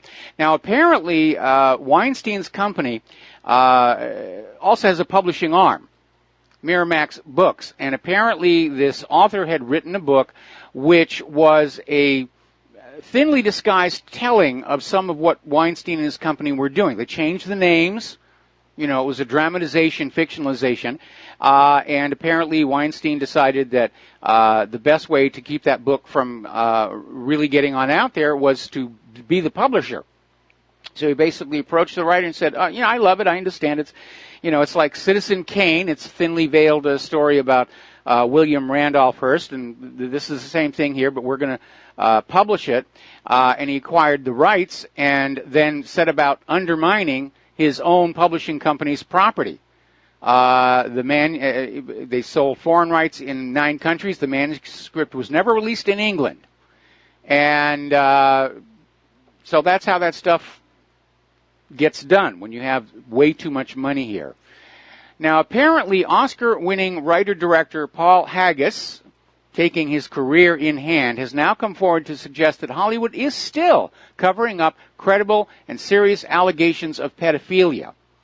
And again, Corey Feldman is now out there. He's mounting a campaign where he's going to have a lot of these victims of this pedophilia go public and start naming names, which is probably why they ginned up an arrest for marijuana to try and discredit him.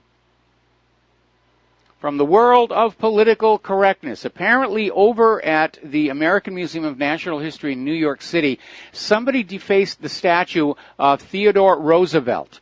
They basically sprayed red paint all over the base of the statue, and it's basically vandalism of statues deemed offensive by certain groups. Well, here's the problem. Every statue out there is going to be offensive to somebody, and we can't have the entire world held hostage to people who are offended by things, because there is a huge population of people whose entire sense of self-valuation is always finding something to be offended about. Oh, I'm offended by this, I'm offended by that, I'm offended by that. Well, go ahead, be offended. I don't care. But you don't have a right to come on in and deface statues of America's presidents just because you find them offensive. If you find it offensive, shut your eyes. Turn away. That's the correct, mature way to do it.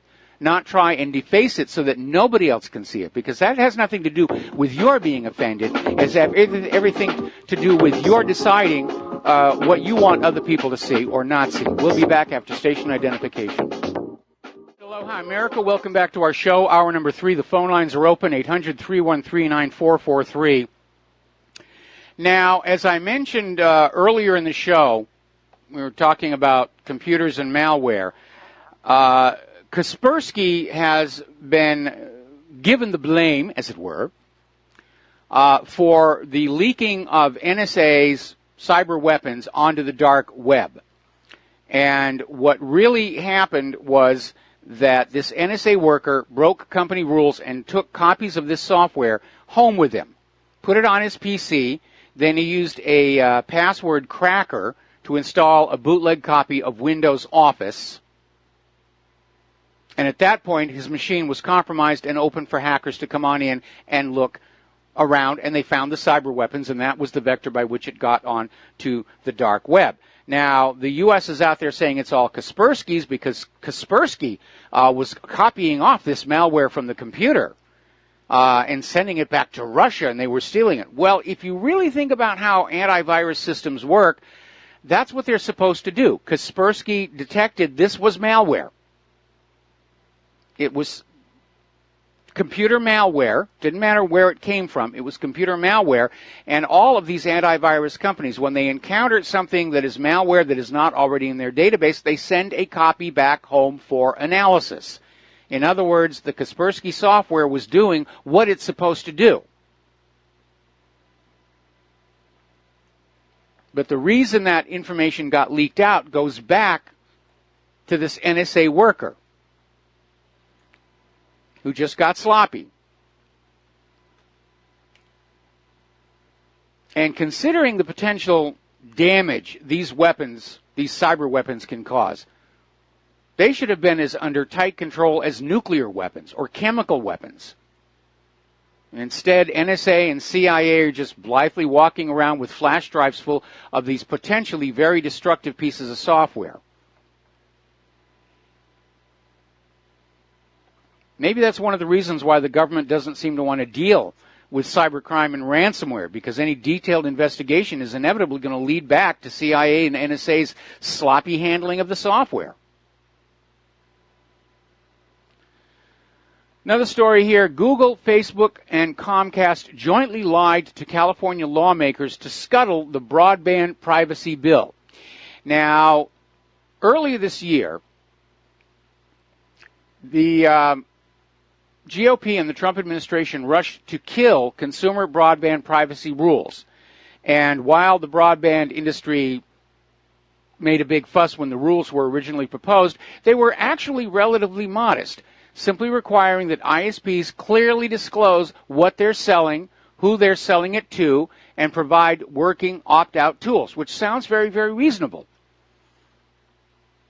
But the online industry didn't like that. They want to be able to take the information they grab from you and just sell it to marketers or whoever else wants it. And a lot of these companies basically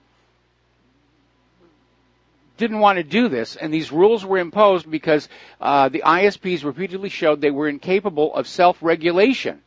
There was Verizon's zombie cookie problem, AT&T's attempts to charge you more if you wanted privacy. They literally had that. Yes, we'll have your thing private, but you got to pay us extra for it. And Cable One wanted to use credit scores to provide even worse customer support. So it really is like the entire human population of this country is just there to be harvested from. Now, here's another good example of somebody being very, very sloppy. Apparently, the recovery software on Dell PCs goes to a specific web address, a Dell web address. And apparently, a contractor who's supposed to be maintaining all of this failed to renew the domain registration. And it went wild, and this web address was taken over by a third party. And unfortunately, because Dell computers check in with that domain periodically, whoever snapped it up could use it to distribute malware. Now, security expert and author Brian Krebs thinks this has already happened. Dell, on the other hand, is saying absolutely not, no malware has been transferred. How would they really know? They're not in control of that domain anymore. They're not in control of the server the domain points to. Article coming out of the Register in Great Britain talking about some of these LG SmartThingQ home devices. It turns out they're all pretty much hackable prior to a recent security update. And they're saying, get the security update here. But apparently these appliances can be used to find out things going on in your home. In fact, their robot vacuum cleaner can literally draw a map of the inside of your home and send it to somebody outside who may be casing the place or just wants to know which windows he should be peeking through. We're going to do a shout-out now to our on-air affiliates who are just now rejoining the network. And again, I don't feel a real strong need to have intelligent anything outside of this office. It's another classic case of a product that gets rushed into the stores without people actually thinking all the way through. What's going to happen when this is in my home? So, now, apparently the Interstate Voter Registration Cross-Check Program has been found to have serious major security flaws. And apparently the system has been using email to send state election officials usernames, passwords, and decryption codes for databases containing records of all voters in about 30 states. And it was wide open to hacking. Now, here's an interesting little story. Down in Georgia, I think I may have mentioned this briefly yesterday, but we're going to mention it again today. There was a computer server crucial to a lawsuit against Georgia election officials, and apparently it was wiped clean by its custodians after the suit was filed. The server's data was destroyed July 7th by technicians at the Center for Election Systems at Kennesaw State University, which runs the state's election system. The data wipe was revealed in an email sent last week from an assistant state attorney general to plaintiffs in the case. Now, the lawsuit was filed by a diverse group of election reform advocates to try and force Georgia to retire its antiquated and heavily criticized election technology. The server in question, which served as a statewide staging location for key election-related data, made national headlines in June after a security expert disclosed a gaping security hole that wasn't fixed 6 months after he reported it to election authorities. In other words, it wasn't a gaping hole, it was a back door. And obviously, the fact that they decided to just wipe the server, even though it was critical to a lawsuit, that right there tells you something's going on. They got something to hide here. This is a very, very bizarre story here, and it's coming hard on the heels of efforts to criminalize any kind of environmental or health activism. We know that there are efforts now to prosecute people who take photos or videos of what goes on in factory farms, because it's very abusive of the animals. And the latest one here now has to do with environmental activists who are trying to influence where pipelines are going. So several members of Congress have signed on to a letter recommending Attorney General Jeff Sessions look into whether the Justice Department has the laws it needs to prosecute environmental activists challenging pipelines as if they are terrorists. That's it now. Stand up to an oil company, you're a terrorist. Isn't it weird how over the years the definition of terrorist has changed? So the letter is asking Sessions if the USA Patriot Act and the Pipeline Safety Act contain enough provisions to criminalize actions against energy infrastructure at the federal level. It also asks if the Justice Department plans to prosecute any of the individuals involved in the alleged attempted sabotage of 4 major crude oil pipelines in multiple states on October 11th, 2016. I'm not sure if there was attempted sabotage. Those pipelines are built so poorly, they keep cracking all on their own. So that's it. If you stand up to an oil company, you're going to be a terrorist. What are they going to define as terrorism next? Overdue library books? It really is getting ridiculous. Now, one of the reasons they may be taking a tough stand against any kind of environmental or health activists is because the quality of life issues in this country are really starting to become noticeable. And there's this article out of Blacklisted News, and they're talking about this Clean Label Project study of 530 baby products. And what it found was horrendous. 65% of baby food products in the United States, including 4 out of 5 baby formulas, contain traces of arsenic. And officials say there is little they can do to remove these substances that could harm developing infants. They also found 36% of the products contained lead, 58% contained cadmium, 10% acrylamide, and while most samples contained only trace amounts of the toxins, some exceeded the U.S. Food and Drug Administration recommendations by up to 6 times. And the Transparency Labeling Group said that Gerber, Infamil, Plum Organics, and Sprout, leading market brands, produce some of the most contaminated baby foods. Jacqueline Brown, the executive director of the Clean Label Project, in an interview with USA Today said the baby industry needs to do a better job in protecting America's most vulnerable population. I would agree, but I have another suggestion.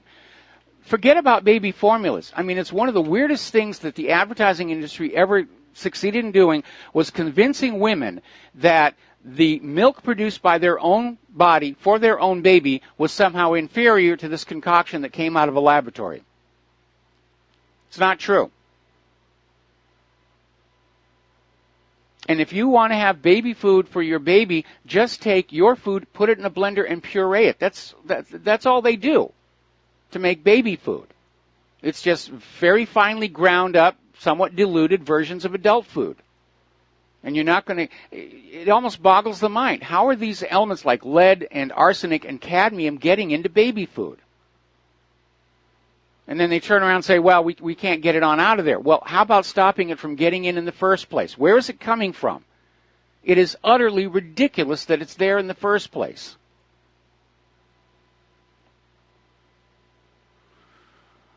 Now, we've been talking a lot about the bubonic plague problem over in Madagascar, and it's still spreading. But apparently there is another issue in that this pneumonic plague is spreading. It's not under control as everyone had hoped. In fact, it seems to be the opposite, and apparently warnings have now been issued to 9 other countries that this thing could go worldwide. Well, there's your depopulation agenda right there. The Black Death is coming.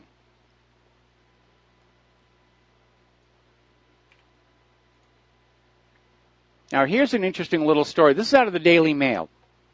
As you know, they're trying to resell the crisis of human-caused global warming. And because the world has very obviously not been warming, interest in this has really faded. So they're trying to ramp up the fear factor. And so this article out of Daily Mail is saying, oh, gee whiz, they made a huge mistake in temperature estimates of Earth's ancient oceans, and the numbers are now far more alarming. The oceans are warming much more quickly now than we had thought before. So now everybody has to get on board. Everybody has to work together. We've got to stop this warming problem. Well, let's send Al Gore down there to the bottom of the ocean with a hammer and a bunch of corks and start corking up all those undersea thermal vents and erupting volcanoes, because that's where the heat's coming from. But they're still trying to run this little scam. Get your money, get your obedience, get you to pay carbon taxes. I touched on this one briefly yesterday, where scientists have announced a plan to halt global warming by dimming the sun. They're going to build a giant pair of sunglasses for planet Earth. No, actually what they're talking about, they want to basically pour sulfate aerosols into the upper atmosphere to reflect some of the sun's rays back out into space. And they say this will cool the Earth down and counter the effects of climate change. Not really, because the climate's going to change anyway. You might cool the Earth down. That might make the next incoming mini ice age all that much worse. Plus, there's a large segment of the human population who will have an allergic reaction to these sulfate aerosols. They're not going to stay up in the upper atmosphere. They'll sinter on down. Rain will capture it, bring it down to the ground. It's a ridiculous idea. Now, apparently BBC has apologized for allowing Lord Lawson, who's a global warming skeptic, to make the claim on BBC that temperatures around the world have not risen over the last 10 years, and the data would back him up. Now, BBC is supposed to have dissenting voices in the pursuit of fairness. So Andrew Bridgen, Tory MP for North West Leicestershire, told the Mail Online, if the BBC had to apologize for every inaccuracy a Labour politician made on air, they would never be able to have a Labour politician on, which is political speak. But the reality is the data supports Lord Lawson. There's been no noticeable increase in global temperatures in 10 years. The carbon Nazis like to go on out and say, well, we had a record temperature over here and we had a record temperature over there, and they cherry pick the data. They use temperature measuring stations in the middle of airports, which are very hot places with all those jets belching out burning kerosene. We've got a photo of one of the official NOAA temperature measuring stations right next to a trash incinerator. Gee, I wonder what kind of numbers they're getting from that one. They were talking about how many temperatures over 100 we had this last summer in the United States. But it turned out to be far fewer days over 100 than 30 years ago. They're still trying to push this idea. And now they're pushing another one.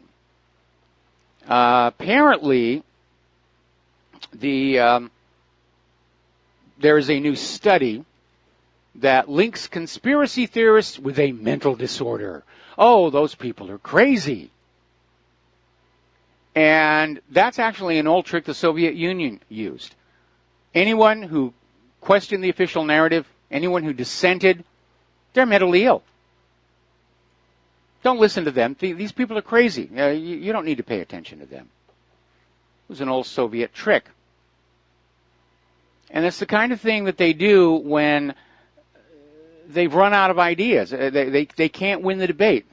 The jig is up. The cat is out of the bag. Yes, we were lied to about human-caused global warming.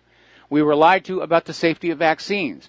We were lied to about the safety of GMOs. We were lied to about Saddam's nuclear weapons and Assad's sarin gas. Lie after lie after lie after lie. And now we're dealing with the lies of the real origins of the Russia-Trump dossier. We're dealing with the lies surrounding the Uranium One corruption. And all they can say is, oh, you people are all crazy for not believing us. It's a last desperate act to go on out and just start saying, oh, anybody who listens to the conspiracy theorists, they're all crazy, and you're crazy too for listening to them. You should not do that. Loyal, patriotic Americans will believe the official story. I don't think so. Okay, so coming up here on a commercial break. The phone lines are open, 800-313-9443. Let's get some phone calls in here for the rest of the show. There's one there waiting right now, as a matter of fact, and we're going to come back to that phone call right after this commercial break, so stay tuned. And aloha, America. Welcome back to the show here. And before we go to the phones here, relative to those of you who wish to contribute and donate to Republic Broadcasting, I have a phone number for you and a mailing address, so get out those little pencils and pieces of paper, and we'll wait just a minute while you get that all sharpened up here. The phone number to call to make a donation is 800-724-2719, extension 3. The postal address, if you want to send in check, money order, box tops, whatever, is 2251 Double Creek Drive, and that's in Round Rock, Texas, 2 words, Round Rock, and the zip is 78664.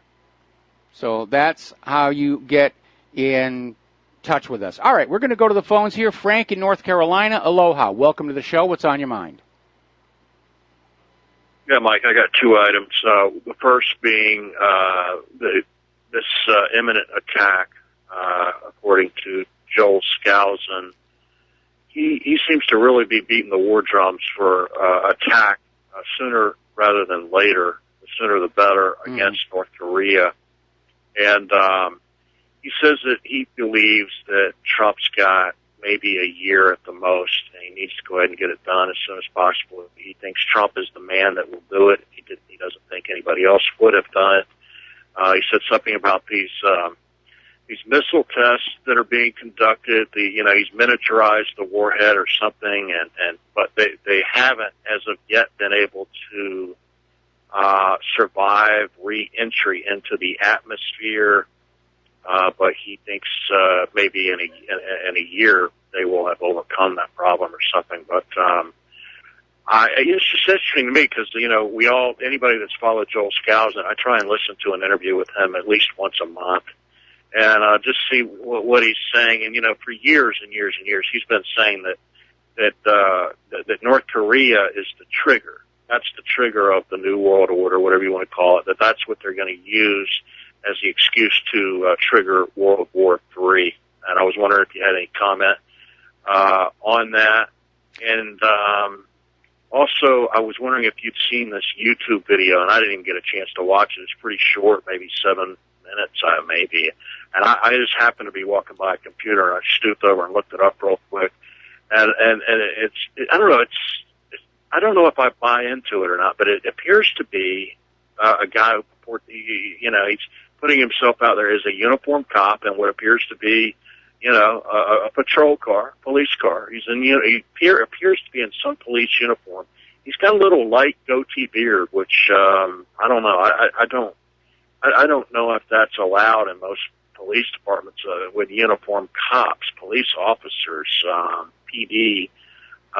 He seems like a young guy. He looks like he's got like a desert camo M4 type carbine up on the roof of his car too, but it's like a desert camo. That seemed a little odd to me.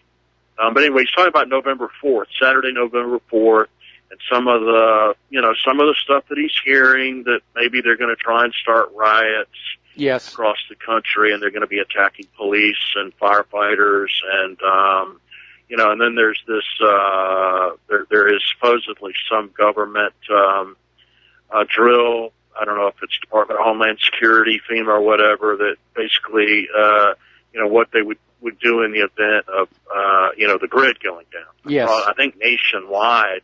Yes. On November 4th. But have you seen that video of the cop? Do you think that's a real cop? I haven't seen that video at all, and to go on back to the idea of North Korea, I mean, the whole world is primed for a world war. North Korea could be a trigger that gets everybody shooting at everybody else. So could the invasion of Iran. At this point, we're seeing the rest of the world is waking up to the realization that America's military might is formidable, but it's not invincible. And I know there's a rush to get North Korea dealt with before they do succeed in completing a credible nuclear deterrent, because then the U.S. will not be able to invade them without a huge cost in the process. So anyway, Frank, we're going to let you go. Thank you for the phone call. We'll be back after these commercials. And aloha, America. Welcome back to our show here. And those declassified JFK files have been sorta, kinda, maybe. Apparently, at the last second, Donald Trump chose to block the release of hundreds of these records, bending to CIA and FBI appeals to keep these secrets secret. And the FBI is out there saying, look, you're just going to fuel all those wacky, mentally ill conspiracy theorists if you leave this stuff out. So basically, they released a total of 2,800 other records, but hundreds of them are going to remain secret. Imagine my shock. Now, supposedly, they're being held back for a 6-month review, but something tells me those files, oh my goodness, they were on drive. We'll never get them back now. Golly gee willikers. Now, you remember the Equifax data breach? And a lot of people, Equifax, when they finally came clean on this, they set up this website where you could go on in and they would help you sort out where your information went. And in order to use their assistance, you had to agree to an arbitration agreement. And a lot of people said, don't, because it's going to prevent you from suing them down the road based on how much harm that you suffered. Well, Congress has taken care of that now. Apparently, Congress has voted to disallow consumers from suing Equifax or any other company that has an arbitration agreement. In other words, they're being indemnified. The way the vaccine industry was, the way the computer software industry was, you can't sue them. They've got an arbitration agreement. They've got a vaccine safety court. You just go through these proscribed means of having your issues aired and then promptly ignored. Remember, the definition of fascism is when corporate and government power are aligned together against the general population, and we're pretty much there. Now, do you remember the Deepwater Horizon disaster? And it was partly out of negligence and stupidity. They were drilling very deep into the earth, trying to reach new sources of oil and gas. And the deeper you drill, the higher the pressure. Now, one of the worst things that can happen to an oil drilling rig is called a blowout. And what happens there is you'll hit a gas pocket, and the gas will come roaring up the pipeline. And because it's much lighter in weight than the oil, it travels much, much faster. And behind it will be oil, which is also traveling at a very high rate of speed. And trying to stop that or divert it can break equipment. That's what a blowout is when the gas bubble finishes and the oil hits the top and it starts breaking things.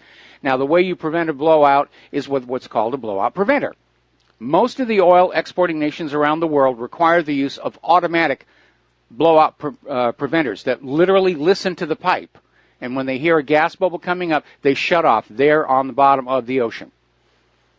In the United States, oil companies are not required to use automatic blowout preventers, but they are required to have manual blowout preventers. And as you know, the manual blowout preventer on the Deepwater Horizon was 4 years overdue for mandatory maintenance. And the Minerals Management Service, which is the government agency that is supposed to be keeping an eye on America's mines and drilling rigs and pipelines, was doing a nudge, nudge, wink, wink, we're going to look the other way so you can save some money. And that's how that disaster came about. And the end result, between all the Corexit and all the oil and everything else, the Gulf of Mexico is now one giant dead zone. There's hardly any sea life, certainly nothing you can eat, left in it. Now, the U.S. deepwater offshore oil industry is in serious, serious trouble because setting up these rigs to be able to drill that deep is very expensive. And like so many other aspects of the industry, it's fallen victim to declining oil prices that were triggered with that poorly thought out oil price war with Russia. And when the Deepwater Horizon was running, the price of oil was over $100 a barrel. And apparently they're starting to take rigs out of service. They only have 37% of the rigs that they had in 2013. Now, the companies that own these massive deepwater rigs, they lease them to the oil companies for $600,000 a day. So it's basically an industry that's falling apart. The money just isn't there anymore. So they're in serious, serious economic trouble. Now, here's a very alarming story. And you kind of wonder what's going on here. Apparently, the government can appoint guardians over you that can just take control of your lives and sell your assets without your consent. And they're targeting the elderly. And so we have this story out of Investment Watch blog, and it tells the story of Rudy and Rennie North. Rudy was 68 years old, a retired broadcasting consultant, lived with his 66-year-old wife, Rennie, in Sun City, Alienta, an active adult community in Las Vegas, Nevada. Now, Rennie was recovering from lymphonia and suffering a severe case of neuropathy and had a nurse visit her 5 times a week to help her bathe and dress. Now, here's the important part. Neither Rennie nor Rudy were diagnosed with senile dementia or had undergone any cognitive assessments. As far as anybody knew, they still had all their marbles. And then all of a sudden, this woman knocks on the door, introduces herself as the owner of the company, a private professional guardian, accompanied by 3 colleagues. And apparently this lady told the Norths she had an order from the Clark County Family Court to remove them from their home in this active adult community and take them over to Lakeview Terrace, an assisted living facility in Boulder City, 9 miles from the Arizona border. If the Norths didn't comply, the police would be called and they would be forcibly removed and taken to the facility in an ambulance. So apparently this owner of a company that makes money by being a professional guardian and said that the North's mental state posed a substantial risk for mismanagement of medications, financial loss, and physical harm. And basically filed an ex parte petition that provides an exception to the rule that both parties must be notified of any argument before a judge. So what happened is this went through the court system and the North family had no idea. And she got a couple of letters from a physician's assistant who had seen Rennie only once, questioning whether the patient's husband can effectively take care of the patient at home. And another letter from one of Rudy's doctors who said he was sometimes confused and agitated. And on the basis of that, this private guardian company was given the authority to take over all of their assets, put these people into this nursing home, and basically take control of their finances. That included roughly $50,000 in savings at the Bank of America, which Parks transferred to an account in her own name. Now, in the United States of America, 1.5 million adults are under the care of guardians, either family members or professionals, who collectively control some $273 billion in assets. This is according to an auditor for the Guardianship Fraud Program in Palm Beach County. Little is known about the outcome of these arrangements because states do not keep complete figures on guardianship cases, and in most jurisdictions, the court records are sealed. This seems to be a quasi-legal way to basically plunder the elderly of what little accumulated wealth they have left over. Shove them off into a little tiny box someplace to live out there the rest of their lives. This is in America that they're doing this. Apparently, in most states, anyone can become a guardian by taking a course, as long as you have not been convicted of a felony or recently declared bankruptcy. So it's another racket. It's another racket. It's just another way of basically plundering the American people, plundering a vulnerable segment of our population. It's disgusting here. Let's see. We already covered the Equifax story. We already covered that. We already covered the FEC complaint. We covered the fact that the FBI informant is cleared to testify in Obama. Talked about the surveillance. Apparently, Washington Post is now effectively working as public relations for Amazon. Of course, they were acquired, and you would expect some of that. But apparently, all of these cities across America are trying to lure Amazon to move their second headquarters to their towns. And there's a lot of groveling going on, and apparently New Jersey is offering $7 billion in tax breaks, hoping to reap a massive economic bonanza from the relocation. Now, there is a problem with that because Amazon is very heavily into automation, and they have fewer and fewer human workers, and the human workers who still work for Amazon are starting to talk outside of shop about it's not a very pleasant place to work. Now, Amazon Prime is now offering their customers a smart lock system. Remember, they were talking about while you're away, while you're at work, while you're shopping, they're going to come into your home and deliver products to you. No, I don't think so. Put it in the mailbox or leave it on the front step. You're not coming into my home. I think that one is going to fail as badly as the drone delivery, which has not worked out very well at all. But again, it's a huge business, and they're doing very well, and Amazon gets a lot of the blame for the retail Mageddon. But Amazon's sales volume, while impressive, is really quite a tiny fraction of the overall retail economy, the consumer economy. Now, the consumer economy was crushed in the 2008 meltdown of the mortgage-backed security fraud, and it has not recovered, because we've had endless years of changes to tax policy and economics, which is accelerating the wealth inequality in this country, where all the wealth is concentrated at the very top, and there aren't enough of those people to go around to all the shopping malls and buy up all the products that are for sale. And that's why these retail outlets like Lord & Taylor are having to downsize, downscale. Even places like Walmart and Sam's Club, they're having troubles. People just don't have the money to come on in. And I got to tell you,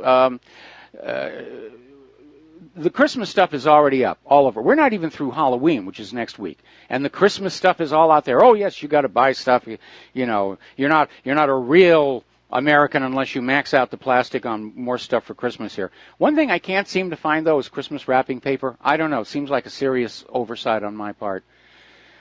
But I agree with those who say we're looking at some kind of a major economic upset in the very, very near future,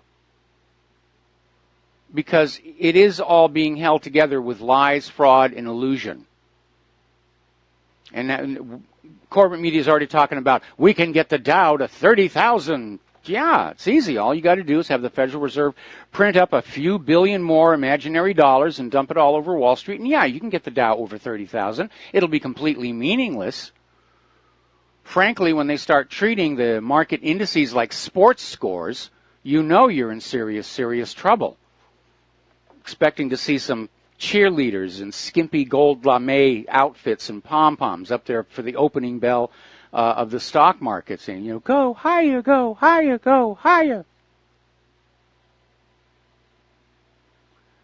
Speaking of drones, apparently yesterday President Trump signed a presidential memorandum creating a new trial program for the commercial use of unmanned aerial aircraft or drones.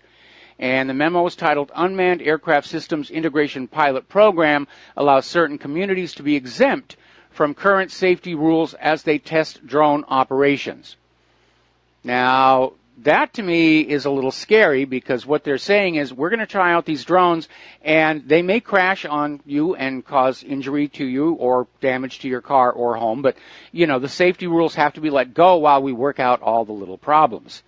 And maybe this is in response to Amazon wanting to deliver things by drones. What are they going to do? Have the drone come down in front of your door, and then the smart lock opens your door, the drone flies on in, delivers the product, and then flies on out. I don't know. It seems like conflicting technologies to me. But the drones are definitely coming, and they are cool. Let's be very, very honest about it. They're very, very cool. But you do have to be careful. Drones do, unfortunately, fall out of the sky. And I think a lot of people are very concerned about drones invading their privacy, or more to the point, drones being used by the government and the police to invade your privacy. And so far, we're being assured that all of these drones are unarmed. They're simply there to watch. But we know that many of these drones are designed to be armed. They have the lift capability to take on a beanbag gun, an actual shotgun, a taser. So a lot of people they're a little bit concerned about this mechanization of the system of oppression and how they're going to deal with it.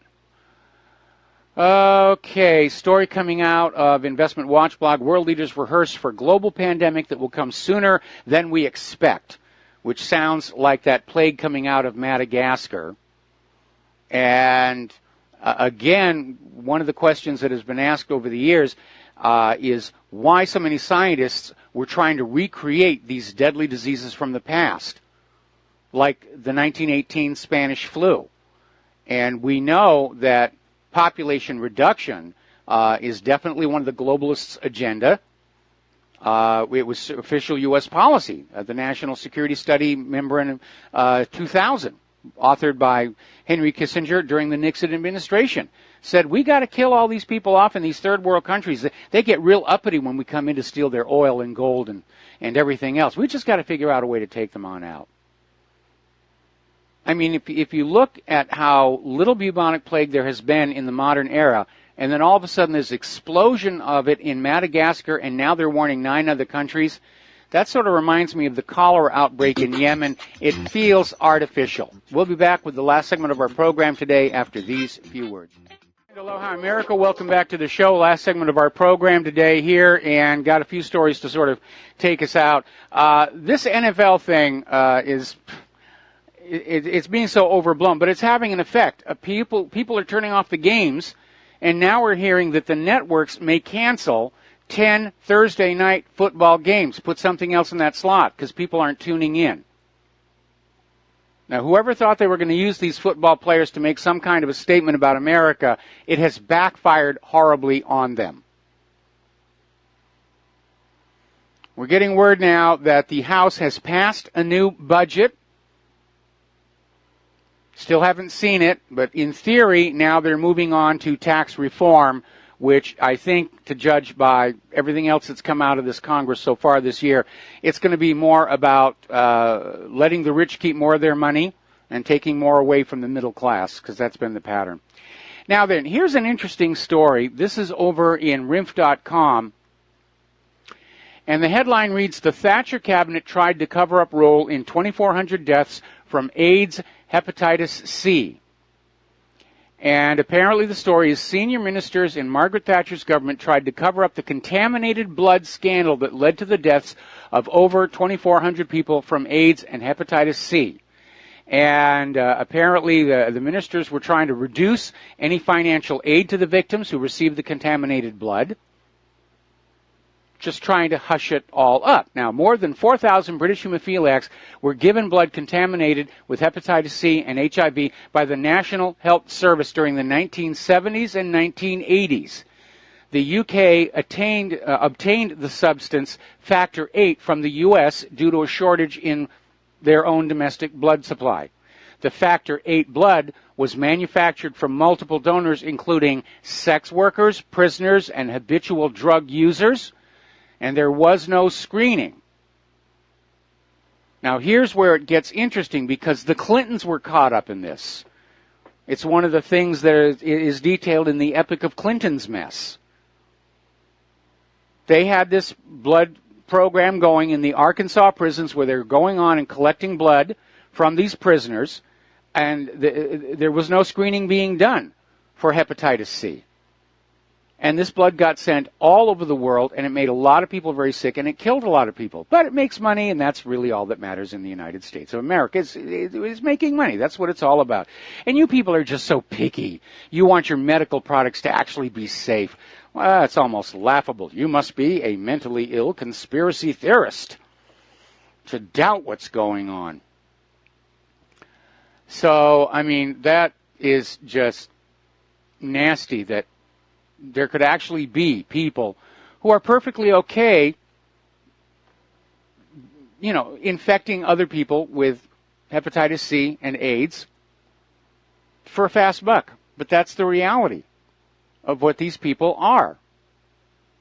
And when it got to Britain, they tried to hush it all up because they didn't want to have to pay any damages to the victims. Pretty tacky behavior, I think, here. Oh, apparently they're making the claim. Oh, there's the music. All right, stay tuned for John Stedmiller. He's got a lot of stuff to share with you. We'll be back here tomorrow with the lovely Lady Claire on the Republic Broadcasting Network.